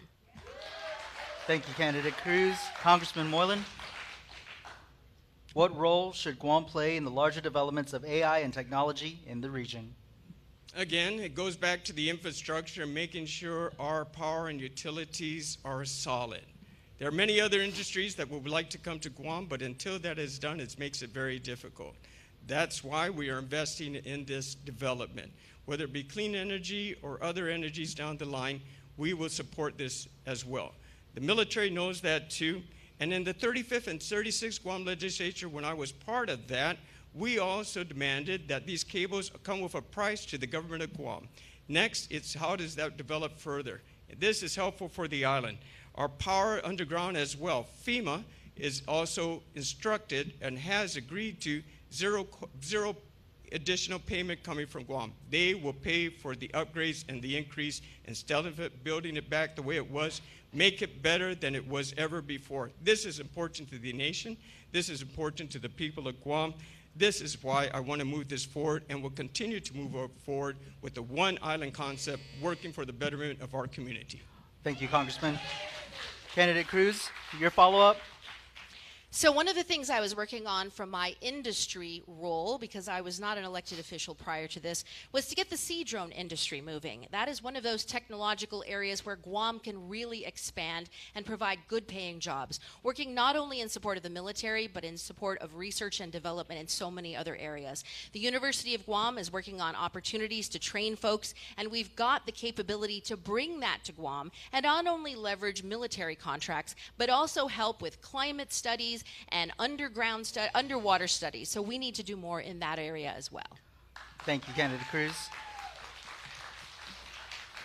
Congressman Moylan, what resources would you advocate for to prevent areas like the hospital, telecoms, and even the election from being hit by cyber attacks? We've had our experience with cyber attacks, and we learned from that as well. The government of Guam has their cyber attack blockage, or their agency that takes care of that for many of the agencies in Guam. It's a matter of upgrading that. Funding's available for that as well. Grants are available for that as well. The military understands that that's how, if there is more aggression coming from the Chinese Communist Party onto the island, they're going to attack first with cyber attacks. We know this. We are planning for it. We are planning for the additional requirements and money resources that are necessary to do it. It's no surprise. We are prepared for this. The government of Guam is prepared for this. It's the funding that I'm responsible for, with the support of my colleagues in the 118th administration, to ensure what is needed for the island of Guam, what is needed for the nation, is done to prevent these cyber attacks happening on Guam. We need to protect the homeland. We need to protect the people of Guam. And this is how we're going to do it, with our relationship, with me being in the House of Armed Services, and moving forward for our island's protection. Thank you, Congressman. Candidate Cruz, your rebuttal. So we do need to do all of those things, but I'll tell you who is going to be hurt in this push to get all of these cyber attacks fended off. It's going to be Guam's small businesses, because the Department of Defense right now is upgrading dramatically the requirements on every single business that is doing work up on that military base, and that is going to fall disproportionately on Guam's small businesses. We need to increase the financial support for Guam businesses to be able to meet the higher threshold, because it is incredibly expensive to be able to put in place the cybersecurity needed. And that is one of the areas that's not really being thought of. We need to help our small businesses, because we need to have a piece of this pie. It can't just be off-island companies. And I'll tell you right now, 99% of the work that is being done to do all of the cybersecurity work on base is being done by companies that are coming to us from the mainland. We need those jobs. We need that opportunity for our people and our companies here on Guam. And that is something that I am going to focus on.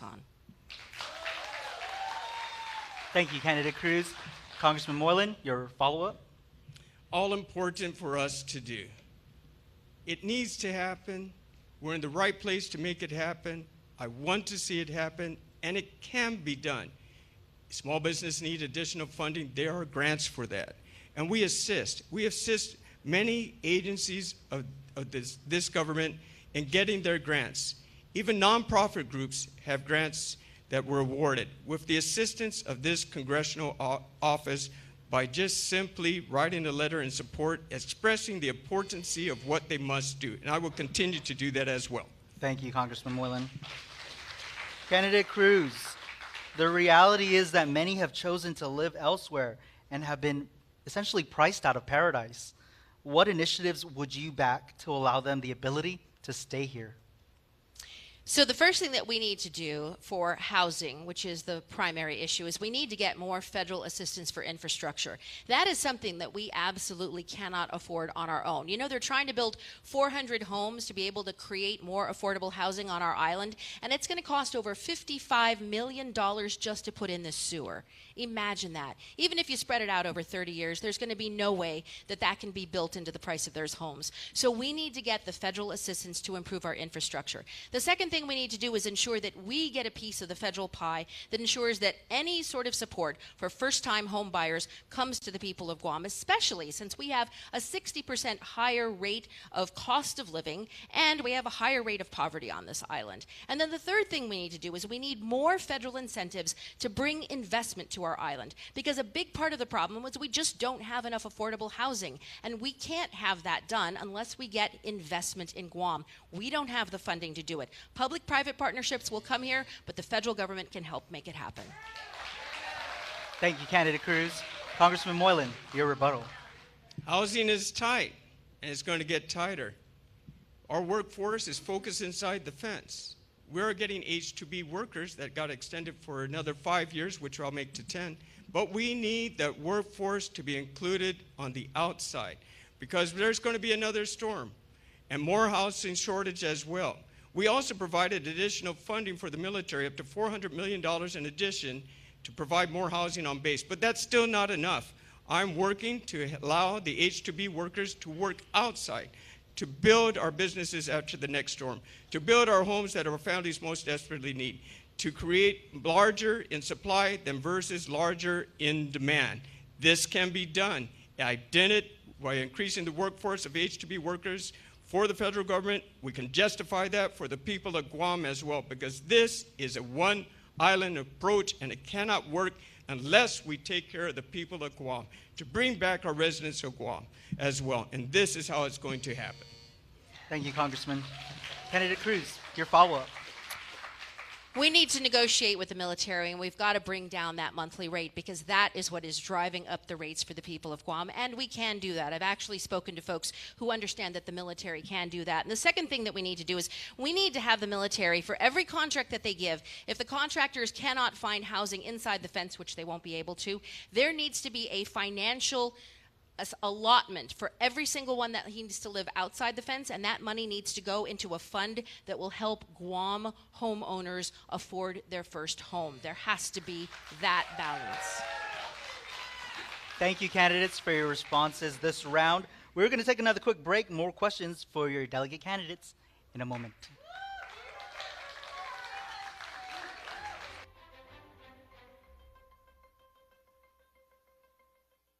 I'm Tony Ada.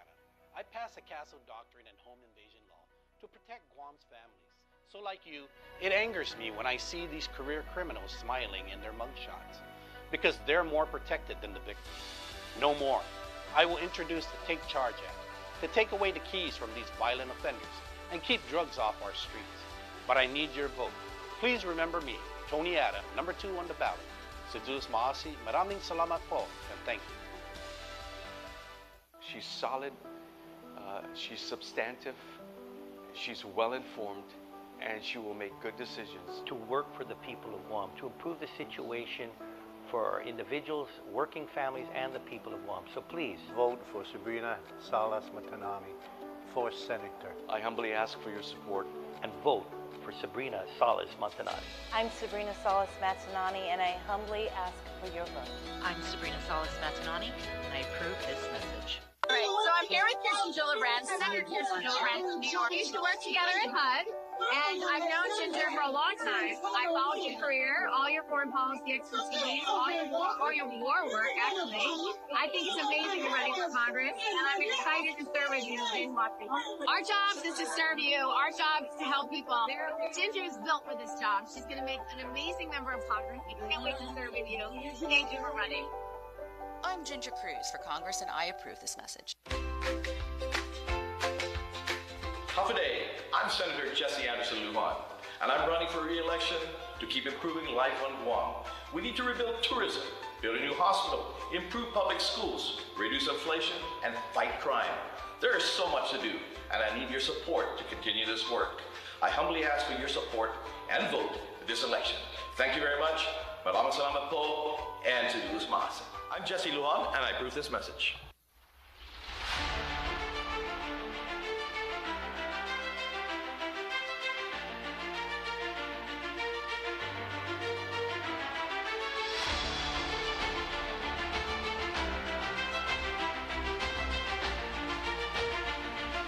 Your vote shapes our future. Your vote is your voice. Vote. Period.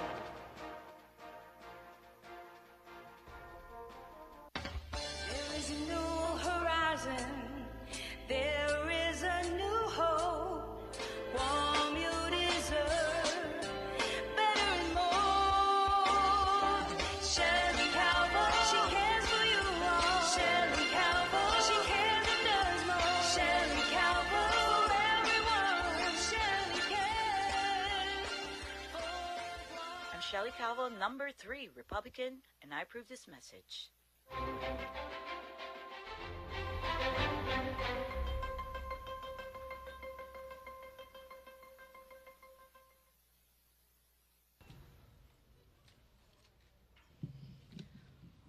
All right, now to the town hall portion of the debate. The rules to respond are the same. Let's get to the community questions right now. First up, for the legal community, the Guam Bar Association. Afternoon to the candidates and you too, Nick. My name's John Morrison. I'm from the Guam Bar Association. I have a question about nominations for federal judicial positions. Members of Congress have traditionally held a huge influence over the nomination process. Essentially, recommendations are made to the president, and the president considers those for nomination. I'm wondering what values you would look for in people that are going to fill these critical roles, such as federal district court, U.S. Marshal, U.S. Attorney for the district. That's the easy part of the question. The more complicated part of the question is if we look at what's actually happened here on Guam. In 2018, Sean Anderson was nominated and appointed to be U.S. Attorney for the island and the CNMI. And he's been in that position since the Trump era. In 2021, the governor made a recommendation to the president to appoint a Guam-born California judge, and that nomination didn't take effect until 2023. That gentleman's still not in the position. So I'm wondering what you would do to make that process move smoother, and what role you would think that you would fill in making those recommendations to the president. We'll start with Congressman Moylan for that question. John, thank you for the question. And I have experience in the question that you're asking me. Nominations have come before us, and we have made recommendations as well. We also listen to the public on how they feel too, and then we proceeded from there. However, the length of time is a good question, and those that were nominated are also wondering what's taking so darn long. But that decision is made up in the White House. That's not our decision. But we do our job in submitting a nomination to make it happen, because we want this to be permanent, whether it be the attorney's position or the judge's position too. We won't hold it there. We move it as fast as possible after listening to the public, as listening to you folks in the Guam Bar Association and different folks' opinions too, before making a proper recommendation. And then it's up to the president to decide. When they're ready, I don't know. But we'll continue to follow up. Thank you for the question. Candidate Cruz. Thank you for the question. So I think that really goes to one of the key planks in my platform, and that is the fact that as an unincorporated territory, we don't really have a lot of influence in the Congress. And so one of the things that we can do, and that I would like to pursue, is moving Guam out from under the Department of Interior and putting Guam's oversight at the Executive Office of the President. And what that would do is it would allow Guam to have more of a dialogue with the Executive Office of the President and ensure that things that were critically important to us us could get channeled to the EOP, who then has a really easy time going down to the Department of Justice and being able to move these things in a much more expeditious fashion. You know, we're never going to get the right to vote for president because it's going to be way too difficult to get a constitutional amendment. But that doesn't mean that we can't get the attention of the president. Right now is the time to do it. We have to strike while the iron is hot and while we are critically important. And if we do that, we could be able to get more influence, and I would seek to be able to do that. Thank you. Congressman Moylan, your follow-up? Certainly. I have a different aspect on that. I think the Department of Interior is the right place for this to happen. Removing it from the Department of Interior and putting it under the president removes the authority to hear the people's voice. The House of Representatives represents the people. You don't have an oversight against the President of the United States, but we do have oversight over the Department of Interior. These are separate branches of government, and it's important, and that's why the House is there. It's the people's voice over the Department of Interior. Thank you. All right, for our next organization, for our military veterans, here's Got Your 671. Good evening, candidates. My name is Roy Gamboa, United States Marine Corps veteran and president of Got Your 671. Question is, in May of this year, the United States Government Accountability Office published their findings of a study that determined the U.S. Department of Veterans Affairs, quote, used as a model to estimate the size of the veteran population in Guam and the territories. The Government Accountability Office made 6 recommendations, 5 of which are directed to the U.S. Department of Veterans Affairs. Based on these recommendations, what can you do and what are your solutions to ensure that those recommendations are expedited and effectively, that all veterans in the territory of Guam are accounted for? For that, we'll start with candidate Cruz. Thank you. But first, let me just make a really quick comment. The White House is not its own branch of government, and there is oversight by the Congress. So let me get to your question. So the GAO report. So there is this thing that they have decided to look at the type of data. And they have clearly said in the GAO that the data that is collected by the Veterans Administration is not factual. There is a false way that they are calculating the number of veterans on our island. So the first thing that we need to do is we need to look at the correct way to do that. An easy way to do that is take DD-214s, take state IDs, which have residency, you cross-reference the two, it's 2024, there's databases, and you find out once and for all how many veterans there really are on Guam. And then the second thing that you do is there is no magic number. What that will do is that will help drive the request that I will absolutely make and push to ensure that those veterans are served with a regional hub for both benefits and medical care here on Guam for the whole region. Thank you, candidate Cruz. Congressman Moylan. Thank you. That's important, but also important is the amount of veterans on Guam that register with the CBOT. We can bring those numbers higher, yes, but it's like medical insurance. You still have to enroll for it to show so we can grow. But there's another solution that we did with the continuing resolution that I pushed to have. That's the Department of Defense and the Department of Veterans Affairs currently have an agreement where we share facility. A shared facility is important by using Department of Defense land for the benefit of the Department of Veterans Affairs at the same time for the Department of Defense. There's a study proposed that the Department of Defense and Department of Veterans Affairs take care of so we can get a regional medical center here on Guam to work for both communities, Department of Defense and Department of Veterans Affairs, no matter what our numbers are. We need to get this done. Thank you, Congressman Moylan. Candidate Cruz, your follow-up. I'm glad he agrees with me on getting a regional center here because that is exactly what we need. And I'll tell you what, those MOUs between the Department of Defense and the Department of Veterans Affairs, that's been done since 1992.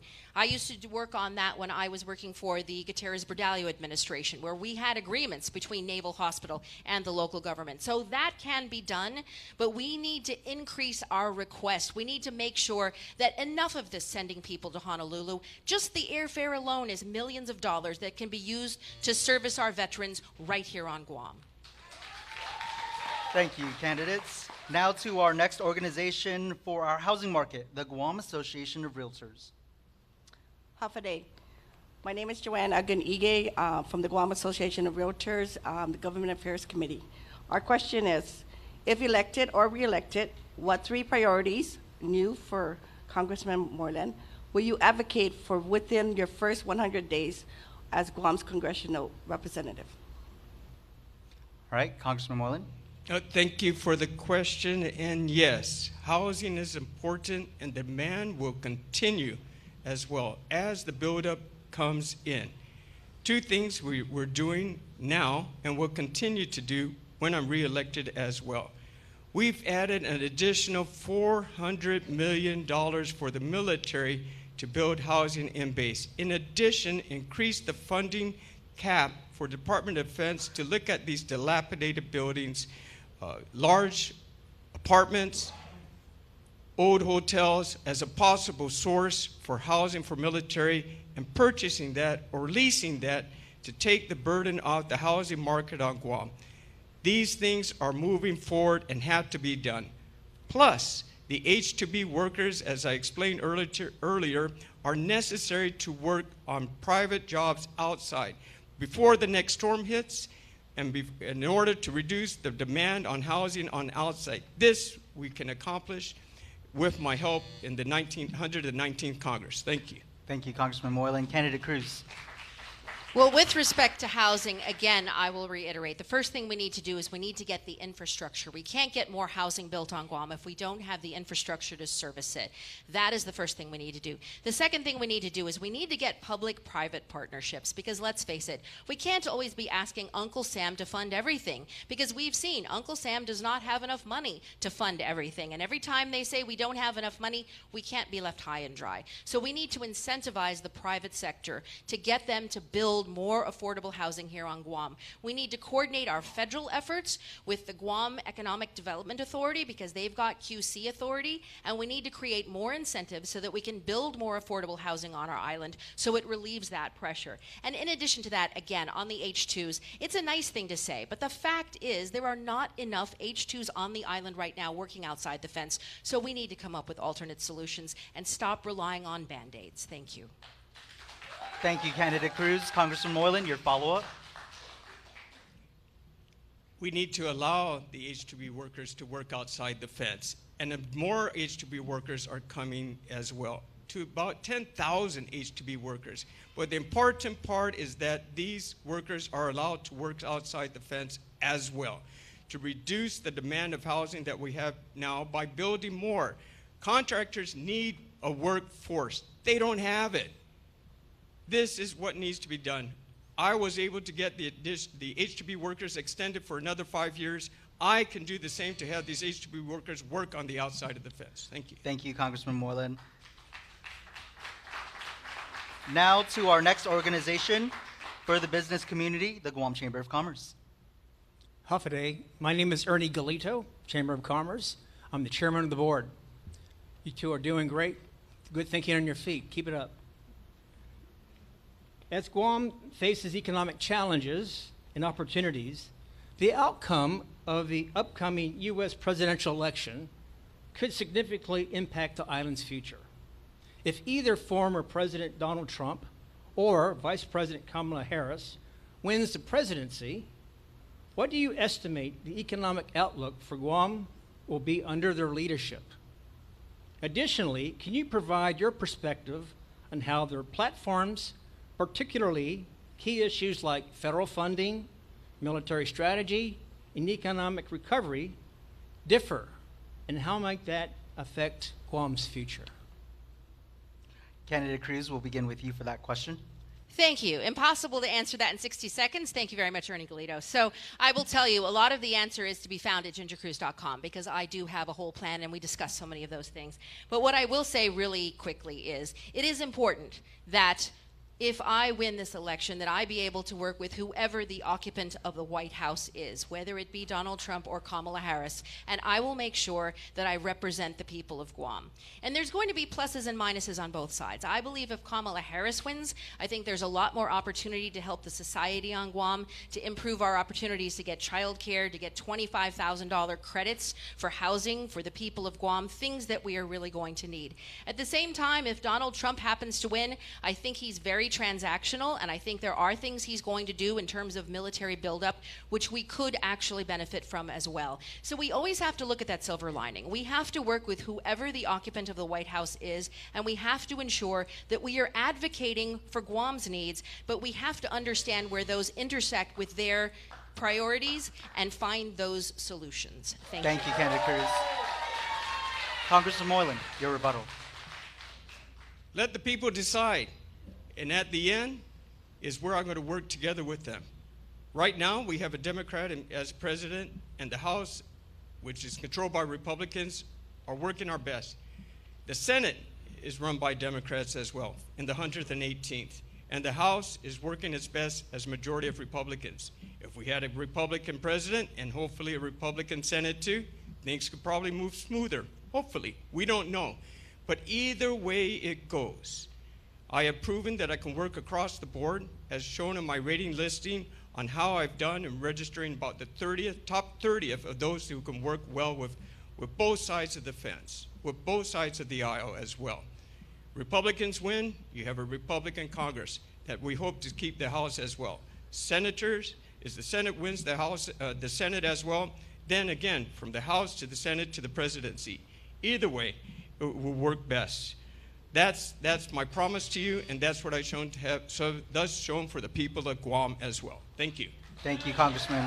Candidate Cruz, your follow-up.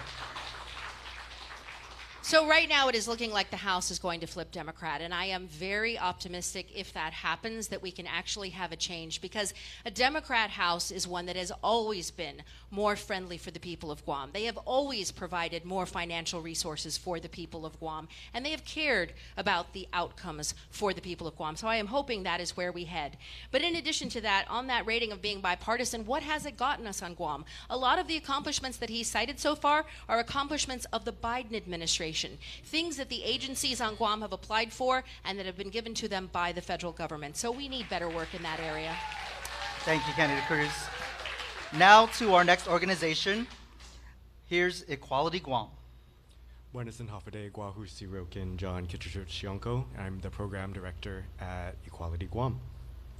In recent years, we've seen an uptick in homophobia and notably transphobia, both nationally and locally. Prolific miseducation and misrepresentation lead to bullying, abuse, and lack of supportive health care that contribute to higher rates of depression and people falling victim to suicide in our community. How would you address false narratives and serve as an ally to your LGBTQIA+ community in your term should you be elected? Sanamasi. Congressman Moylan. Thank you for the question. That's very important, how we care for one another. That's the First Amendment. I support the First Amendment. Race, color, religion, doesn't matter, right? And especially on Guam, this is our culture. We take care of elderlies, if young, of male or female, whichever they decide. I will continue to support that and believe in the First Amendment right for the protection of all people on the island of Guam. We are a melting pot and a really good society, and that's why people come to Guam, because they are so welcome no matter what religion, no matter what race, no matter what gender. We can show that as the people of Guam that we are. We lead by example. We are Christian people that will work for the betterment of our island. We believe in one another, that we got each other's back, and I will continue to support all efforts to do that for the people of Guam. Thank you, Congressman Moylan. Candidate Cruz, your rebuttal. So the first thing, it really starts with leadership, and our leadership needs to make very, very clear that bullying of any type is not going to be tolerated. And one of the things that we can do is we can ensure that when there is bullying, when it does drive people to the point that they are considering suicide, that we make an example of the people who are perpetrating the bullying so that people know this is not accepted. Also, it goes back to childcare. It goes back to how we raise our children. We need better civic education in our schools. We need to raise people that understand the values and absolutely give every single opportunity for someone to live their life, to love who they want, and to do the things that create a functional, wonderful, thriving life for themselves without that judgment. And part of that is punishment against people who do things that endanger that community, and part of it is ensuring that there is a whole system that supports them and that ensures that they have a safe environment in which to live. Thank you, candidate Cruz. Congressman Moylan, your follow-up. I think we both agree if the First Amendment right is not followed, the person should be punished. That is uncalled for, and I would not stand for that as well. Anything that goes on like that in Guam should be taken seriously and not turned a blind eye to. We must protect everybody on our island. It's important for the people as we build a better community. If we are going to defend ourselves from evil, it's got to start by not having this kind of racism in our island of Guam especially. And that's what we're in control of. And that's what I want to provide. Candidates, thank you for your responses. This is the first round of the town hall. We're going to take another quick break. This is your KUAM News 2024 Congressional Debate. Keep it here.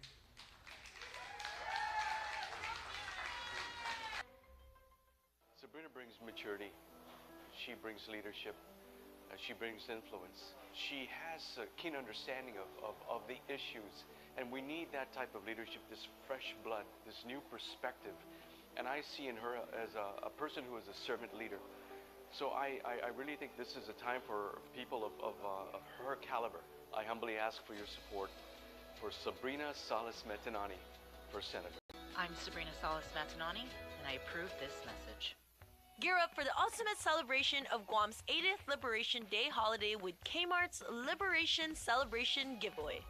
Whether you're set up along the parade route or barbecuing at home, Kmart is ready to make it a day to remember. To enter, all you have to do is follow these simple steps.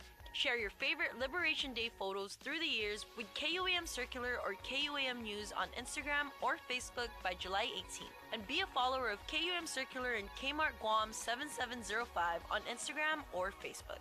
Get your photos ready and share your cherished memories with us. Winners will be chosen at random and announced on Friday, July 19th, just in time for Liberation Day. All photo submissions will also be featured in a special Liberation Day montage on KUAM News. Win big and celebrate in style this Liberation Day with Kmart. So last year I taught U.S. foreign policy to some really bright students. They were amazing. It was those UOG students that really got me to think, if you're going to be the next generation, and I'm asking you to be prepared to tackle these things, why don't I put my money where my mouth is? Why don't I get up and do it? Guam is at a really critical time right now. The competition with China, the threats from North Korea and Russia, and what that's going to do to us on Guam. We need to have representation in DC that understands that and is able to defend Guam and able to make sure that Guam's interests are never left behind. I am a daughter of Guam. I've done my part and learned what I needed to learn so that if I say to folks, I'm going to go and see how we can fix these things, I'm not just saying that. I'm ready to do that. And I just want to do something meaningful. I believe that the time has come for me to see if people will agree and give me their trust. I'm Ginger Cruz, candidate for Congress, and I approve this ad. Hi, I'm Steve Scalise, the Majority Leader in the House of Representatives. I just want to thank you for sending James Moylan to Congress. He's a hard worker who consistently fights for the people of Guam here in our nation's capital. Jim's work has only just begun, which is why I encourage you to send him back to Congress so he can continue advocating for Guam. He makes sure your priorities are heard loud and clear. Thank you.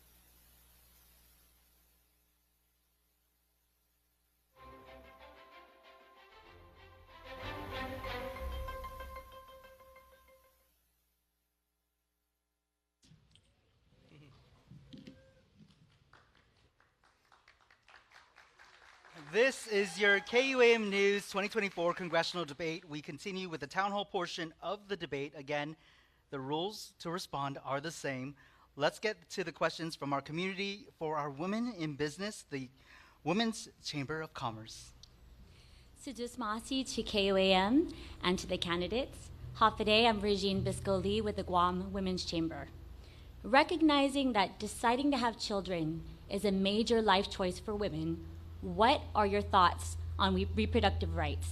If elected, outline the steps you will take to ensure access to comprehensive reproductive health care, including family planning services for women on Guam.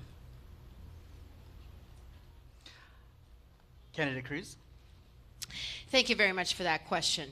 Well, women's reproductive rights is really the issue of this election, and we have to ensure that all of the troubles and problems that we are seeing evidenced all across our country today, with women who are having miscarriages, ending up dying because they're not able to get the health care that they deserve and need, we have to revisit this issue. Because leaving it with the states, by simply saying let's leave it with the states, or even worse, by the federal government intervening and trying to tell a doctor or a woman what they need to do in every single circumstance, is not something that is working out for our people. As a result, IVF is getting cut off for people that want to have families. So we need to make sure that as much as we can, that safe contraception is available to every single woman. We need to make sure that we leave the decision up to doctors, because God forbid that there is an accident somewhere out there on Marine Drive and some doctor is prevented from doing some kind of care to a woman who happens to be pregnant. That has to be protected and left with the doctors. Thank you, Candidate Cruz. Congressman Moylan. Regine, thank you for the question. That's very important. And that decision, of course, should be the decision made by the physician and the female. But what's more important to me is the ability to have the proper medical care on the island. Our hospital facility needs work. I've been to many births at the hospital as well, and the condition of the birthing room is very sad.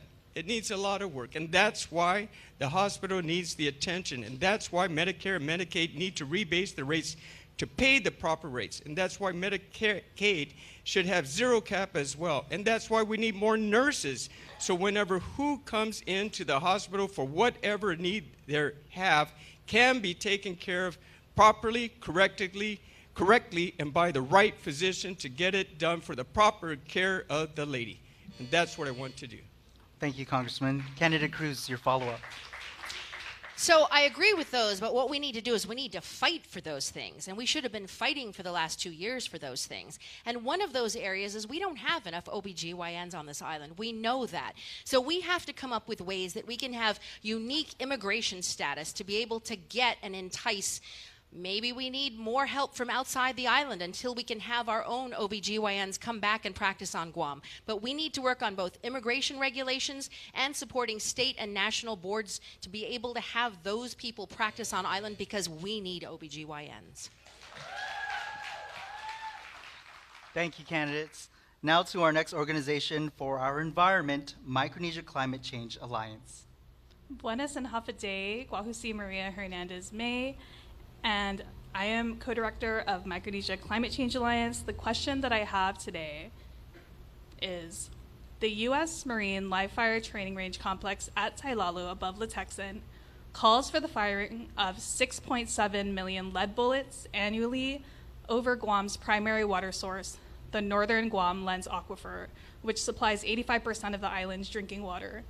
Water is a sacred resource, and there have been ongoing concerns about water contamination and access restrictions to original landowner families and the community due to military and commercial activities.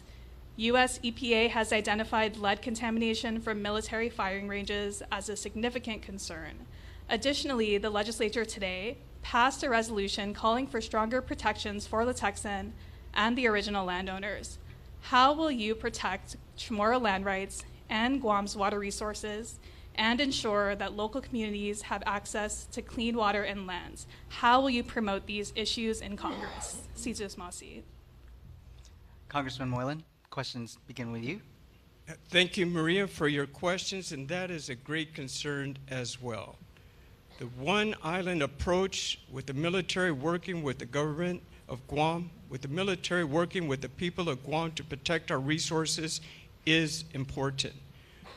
My conversations monthly I have with the Rear Admirals focuses on that as well. This would not be overlooked by our military running these facilities. They are here to work with the people of Guam and ensure that they meet the standards as required by the federal government as well. And we have oversight for the government of Guam to ensure that continues to happen. If that steps out of line, then it will be stopped.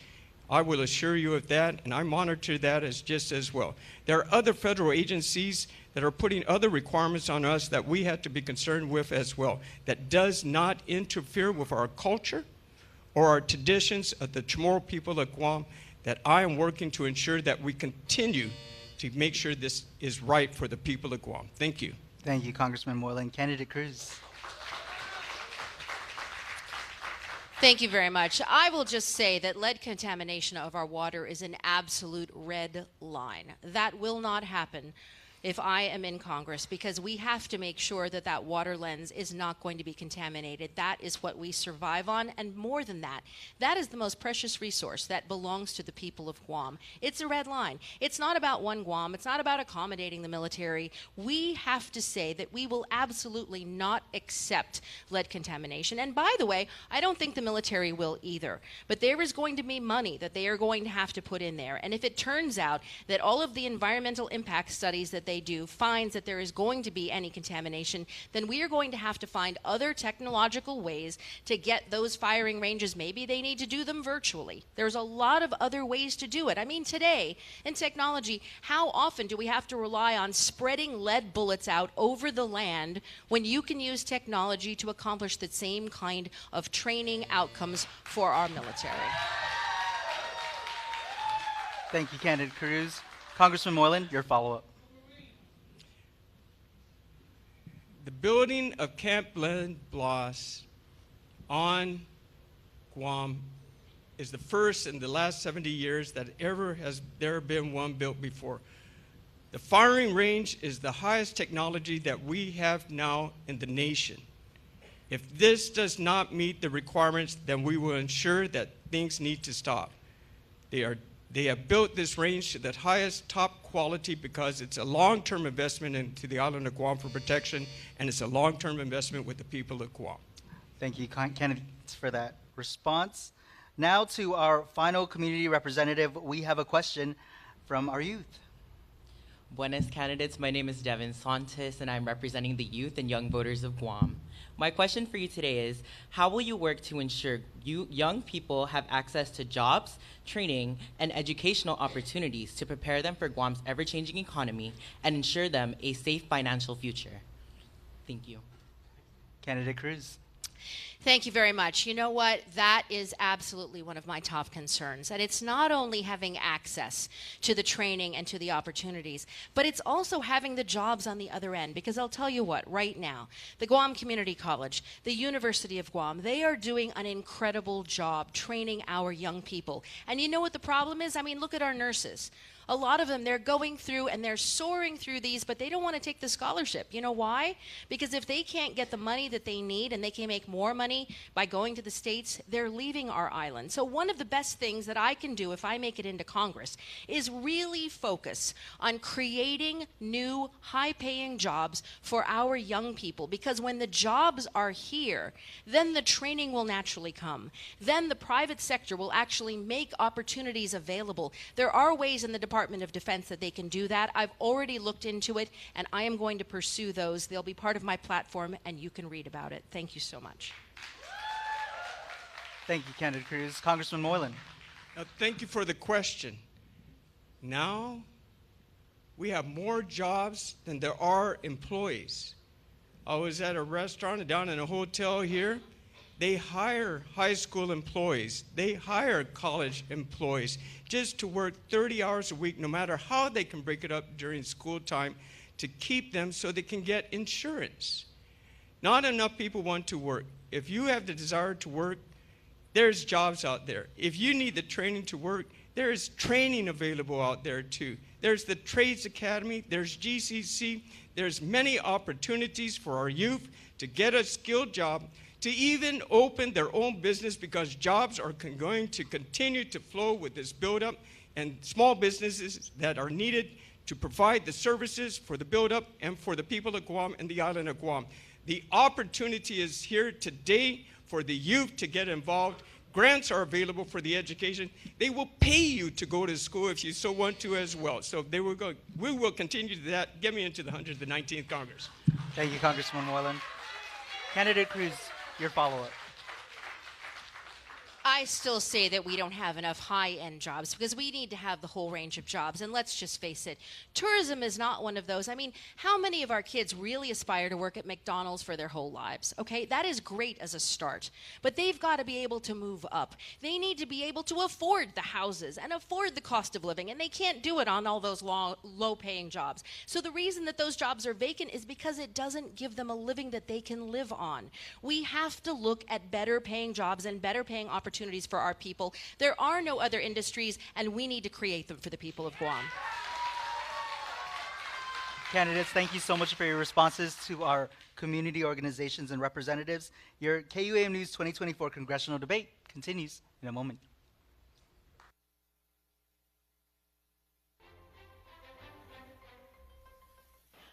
Day Guam, I am so proud to endorse my good friend Jim Moylan to continue serving you, the people of Guam, as a member of the House of Representatives. In just his first term, Jim has built many great relationships here in Congress which benefit the island of Guam. As a member of the Armed Services Committee, he has fought to defend the island and the Indo-PACOM region while securing many victories to help Guam's economy. This is just the start. Let's return Jim to the halls of Congress this November. Viva Guam! What I see in someone like Sabrina is that this is someone who knows what those issues are, and over all these years of seeing Guam through some of the highs and some of the lows, I believe this is, though it's new blood coming in, which we need, it's someone with that knowledge that is so necessary to work for the people of Guam. So please support and vote for Sabrina Salas Matanani. I'm Sabrina Salas Matanani, and I approve this message. When my career in 1999 took me off of Guam, I wanted to go and learn more. I wanted to gain more experience. I was able to operate at the highest levels of Washington, D.C. I was a Deputy Assistant Secretary at Housing and Urban Development. I was the Deputy Inspector General for Iraq Reconstruction, reporting to a Secretary of Defense, a Secretary of State, and 8 committees of Congress, both the Senate and the House side. Guam is how I got there. I was able to succeed because of everything that I learned. But I was always going to come home to bring that experience, to bring that back to Guam so that I could do something that made a difference.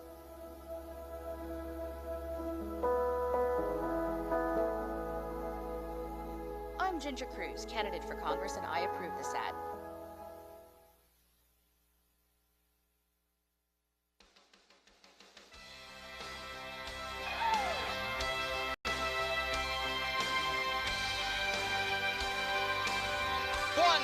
For the United States.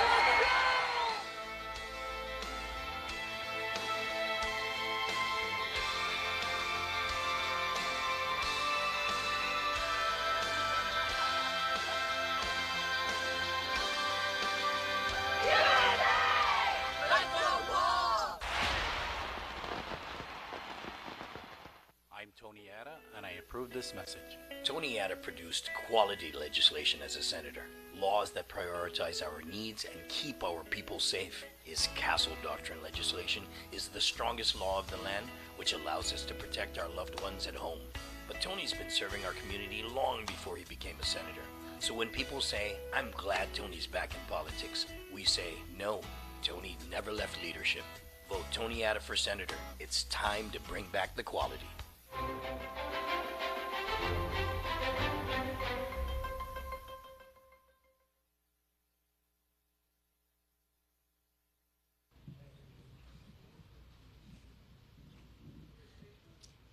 Candidates, you now each get 3 minutes for your closing remarks, and we'll begin with Congressman Moylan.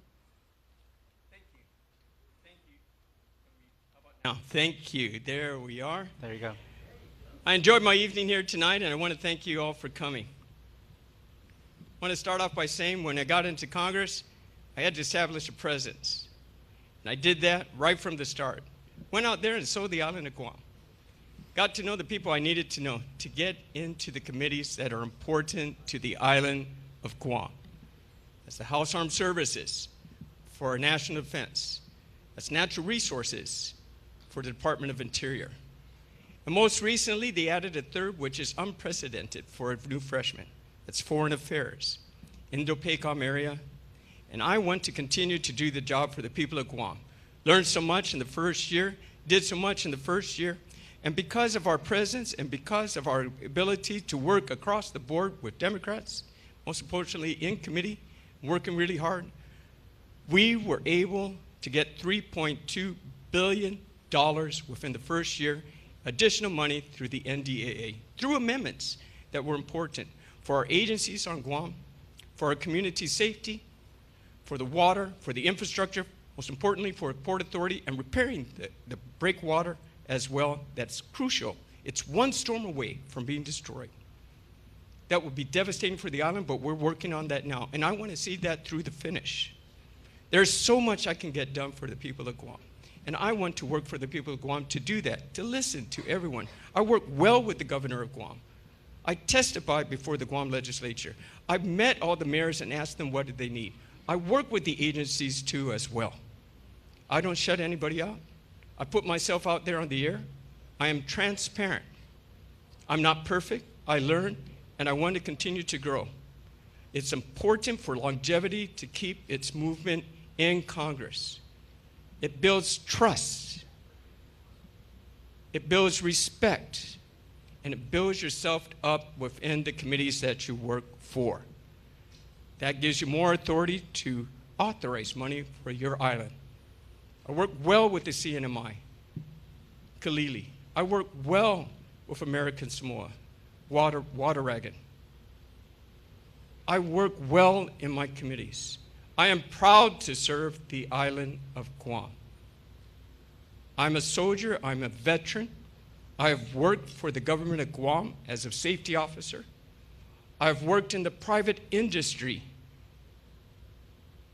And most recently, I was a member of Senate.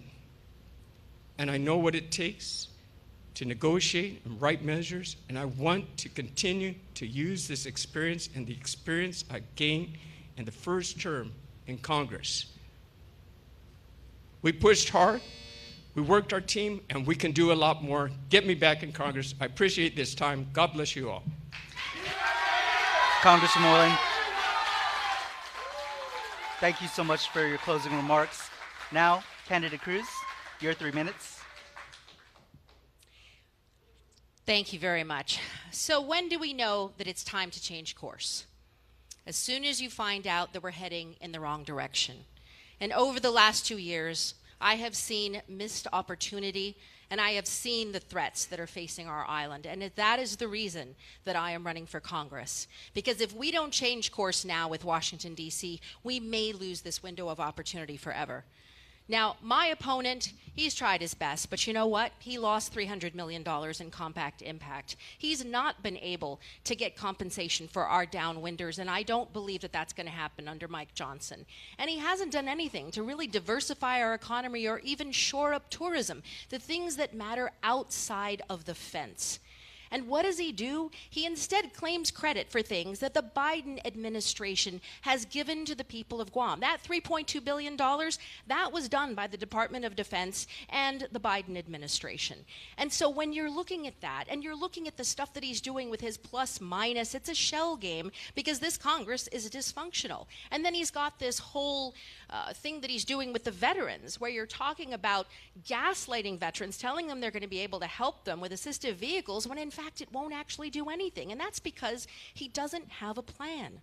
I have a plan. You can read it on gingercruise.com. I have the experience. I have a network in Washington, D.C. that I'm already tapping and talking to on a whole range of issues. And I know that they are going to be able to help the people of Guam. And you know the first thing I'm going to do when I get in there? I'm going to do something that he didn't do. Have a professional staff with a legislative director who understands how to get things through both the Senate and the House. He doesn't have that kind of staff.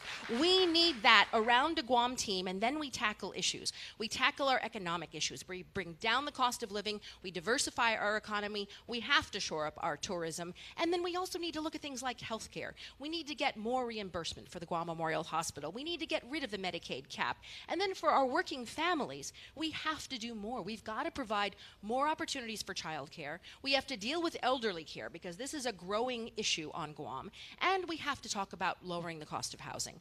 This and much more, it's available on gingercruise.com. You can read my plan. You can even give me input on it. But at the end of the day, the difference between us is I am going to aim high. I am going to have the best possible professional team, and we are going to work very, very hard and never relent. And we are going to fight for the people of Guam. And I promise you that if you elect me, and I humbly ask you for your vote, if you elect me to that position, to be Guam's delegate in Congress, I promise you that you will be very proud of what we can do together. Thank you, Sidza Usmaasi, and I appreciate you.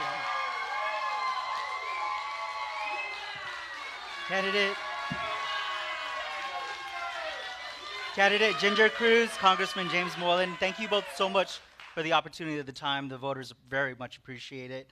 And thank you also to the Encore Theater. Don't forget to check out the magic show here at the Crown Plaza Resort here in Tumon. That's your KUAM News 2024 Congressional Debate. We will have more Decision 2024 news in the weeks ahead of the November 5th general election, just 28 days away. Please get out there and vote, period. I'm Nick Delgado. Stay safe, and we'll see you soon.